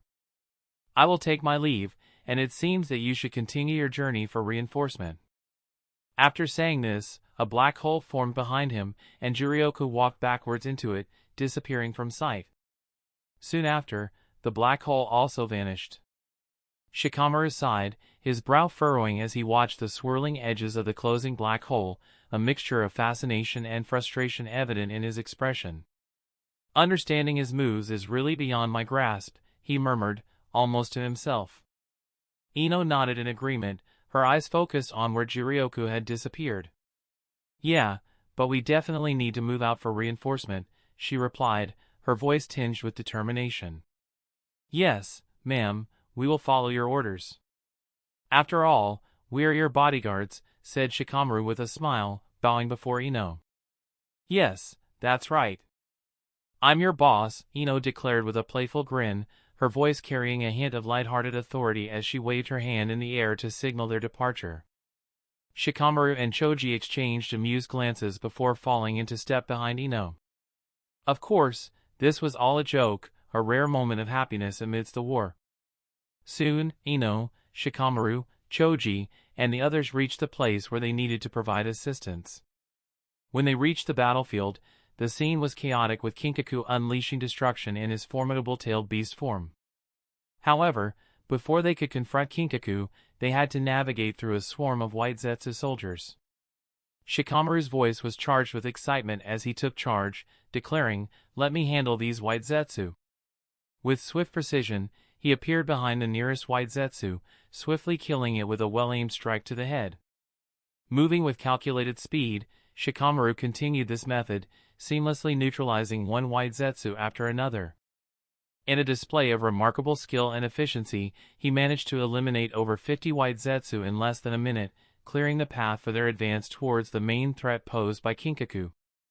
"Are you going to have all the fun?" "I want to test out my new abilities too," said Ino, her voice eager. After speaking, she took control of 10 white Zetsu, directing them to attack their own comrades. With her telekinesis, she manipulated nearby boulders, hurling them at the mass of white Zetsu and instantly eliminating them. Choji enlarged himself to a massive size, towering over the battlefield. With every strike from his limbs, he crushed the white Zetsu as if they were mere insects.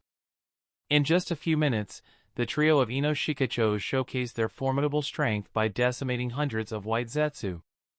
The allied ninjas observing the scene couldn't help but feel a sense of relief and admiration.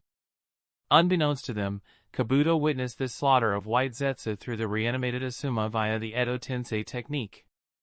Shikamaru, Ino, and Choji observed Asuma battling the ninjas of the allied shinobi forces.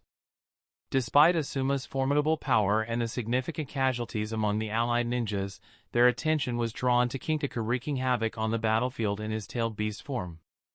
Ino, Shikamaru, and Choji made the decision to confront Kinkaku instead of engaging with Asuma. However, just as they were preparing to execute their plan, they were halted by Shikaku's voice in their heads. "You three, go and deal with Asuma.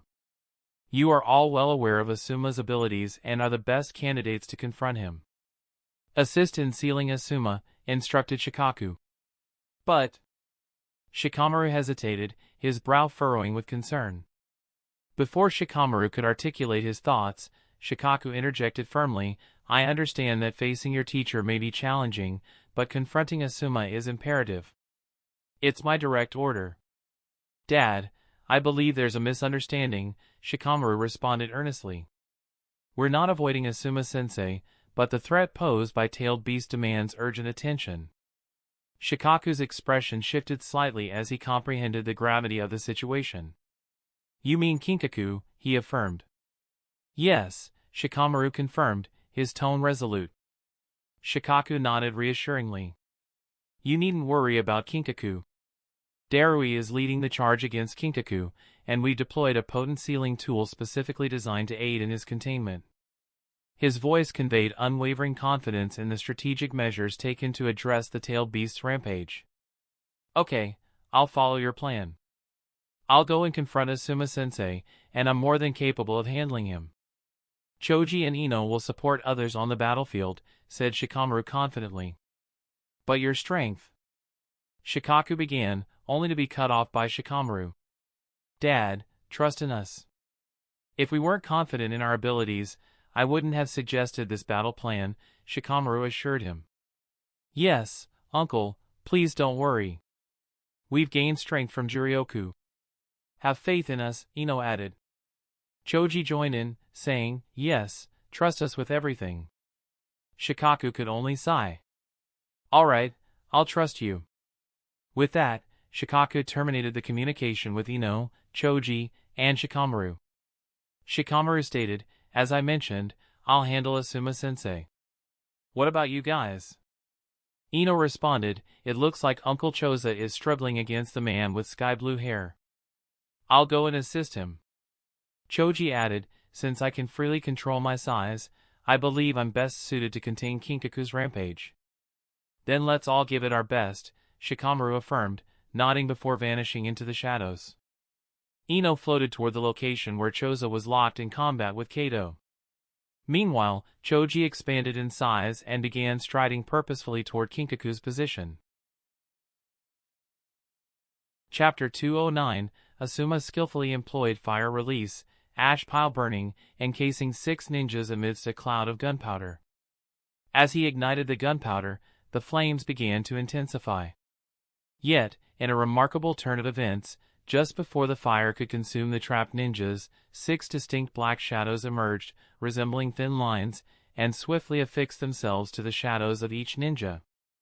These mysterious shadows acted with purpose, swiftly dragging the ninjas out of harm's way, narrowly averting disaster and ensuring their survival. After the flames subsided, the scene revealed Shikamaru standing amidst the dissipating smoke, a faint grin on his face. Behind him stood the 6 ninjas, their expressions a mix of relief and awe. Asuma, observing the spectacle, couldn't help but remark, "It appears you've grown considerably stronger, Shikamaru." "Yeah," Shikamaru replied with a hint of indifference. Observing Shikamaru's demeanor, Asuma let out a weary sigh. "It seems that all of you are aware of who leaked the news about Juryoku." Shikamaru nodded affirmatively. "Yeah, we know." Asuma's expression softened as he explained, "I deeply regret my actions. At that time, the pain of losing my father and the desire for revenge clouded my judgment." Shikamaru reassured him, "We understand everything, Sensei.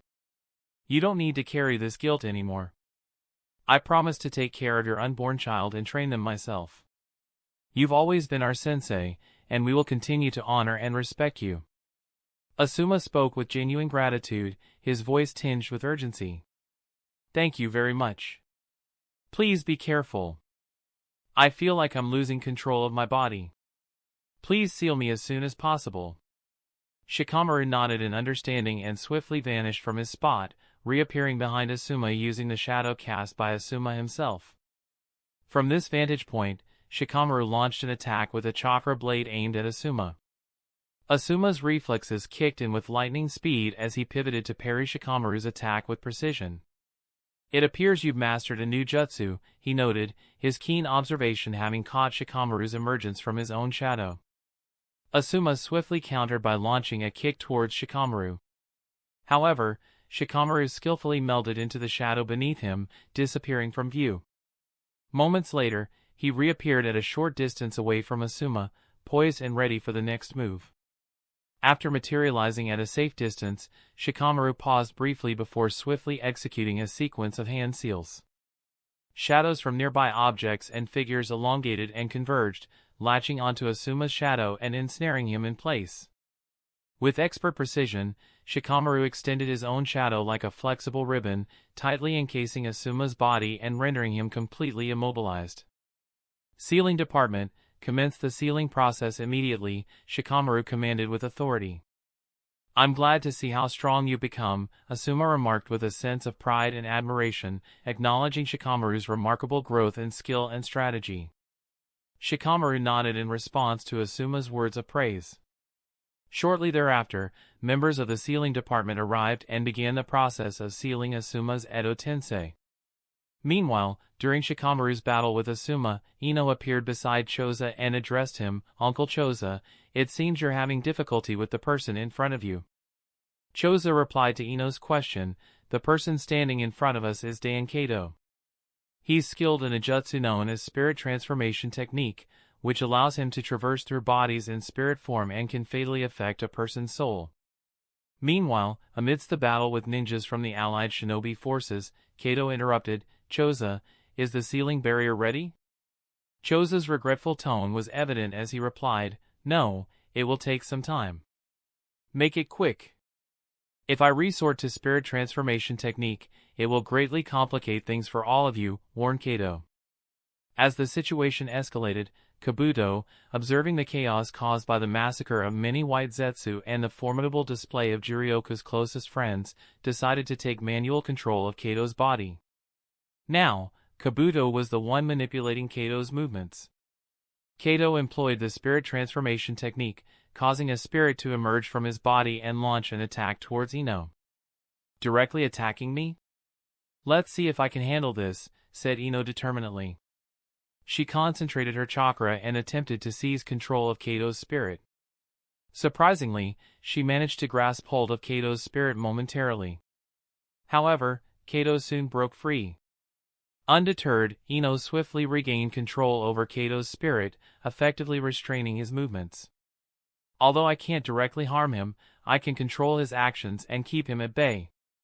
Uncle Choza, please hurry and prepare the barrier, urged Ino, her focus unwavering amidst the ongoing confrontation. Choza nodded, and they continued preparing to erect the barrier. As Choza worked on the barrier, Kabuto was greatly surprised by the extraordinary abilities of Ino, Shikamaru, and Choji.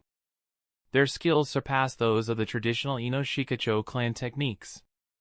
Finally, the barrier was successfully erected, and Ino used her control over Kato to guide him under the barrier, effectively trapping him inside. Upon achieving this, Choza breathed a sigh of relief.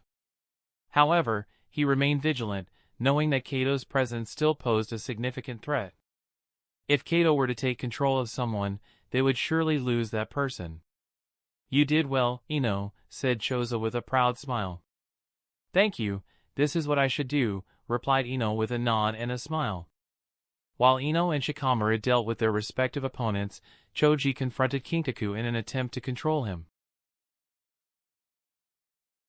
Chapter 210, the dum-dum sound of heavy footsteps spread throughout the battlefield. What's with this size? I have never seen someone so huge. He is from the Akimichi clan, right?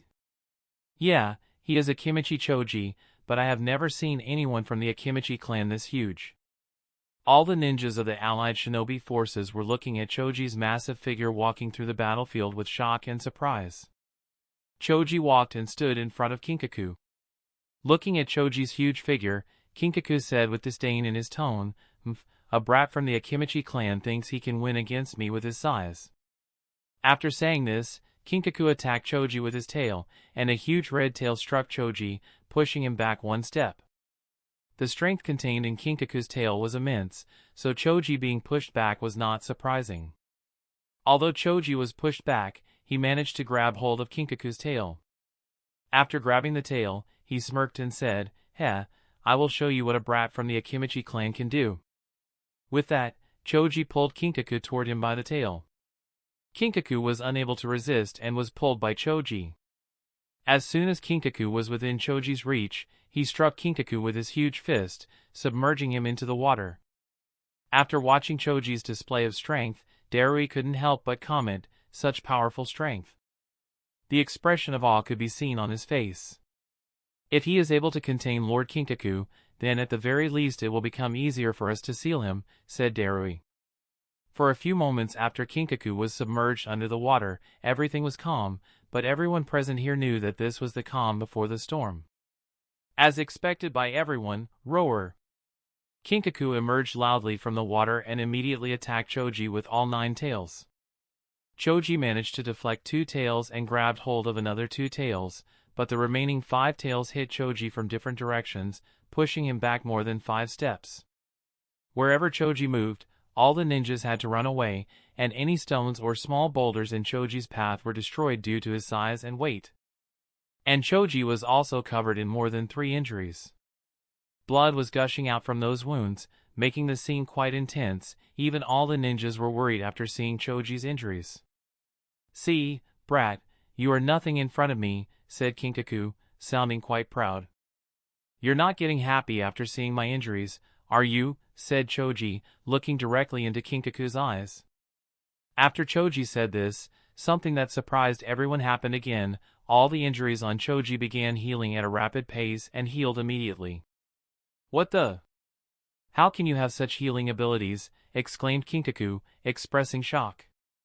Choji didn't care about the shock of all the ninjas present here. He immediately used his ninjutsu human bullet tank.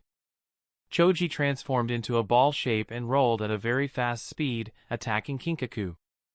Choji's speed was impressive, and he directly hit Kinkaku, giving him no choice but to defend himself. The strength of Choji's jutsu was so immense that Kinkaku not only sustained injuries but also was sent flying and bounced on the surface of the water a few times. "Damn bastard!" shouted Kinkaku in anger. Choji didn't reply to Kinkaku and again used his move Human Bullet Tank to attack Kinkaku. However, this time Kinkaku was not going to make the same mistake. He used his tails to intercept Choji's attack, but all of Kinkaku's attempts to stop Choji's attack were in vain. Choji's attack hit him again, and like before, Kinkaku was sent flying. This time he was pushed back from the sea to the land, colliding with a small hill. "Choji, you're making too much noise, don't you think?" said Shikamaru, who appeared beside Choji from Choji's shadow. "I can't help it, after all, he is very powerful," said Choji, shrugging helplessly. "What are you both doing?" "Let's finish him as soon as possible," said Ino, who floated over and landed beside both Shikamaru and Choji. Ino's Shikacho gathered, and upon seeing this, Darui appeared beside all 3 of them and said while showing a pot, "This pot is known as the Kahaku no Johei, and it has the capability to seal anyone if that person responds to the holder of this Kahaku no Johei. I see. It seems that this was the tool that father was talking about," said Shikamaru. "We just have to force him to respond to your question, right? And that guy Kinkaku will be sealed away. Correct?" Ino asked Darui. "Yes, it has to be like this," replied Darui humbly. The reason Darui spoke to them humbly was that he had witnessed the strength of all 3 of them and believed they deserved to be treated as equals. Darui then continued to speak after a short pause, But the biggest problem that we will face is that Lord Kinkaku knows exactly how this Kahaku no Johei functions. That's the end of this tale for now. Thank you for watching, and I'll see you in part 8. Peace.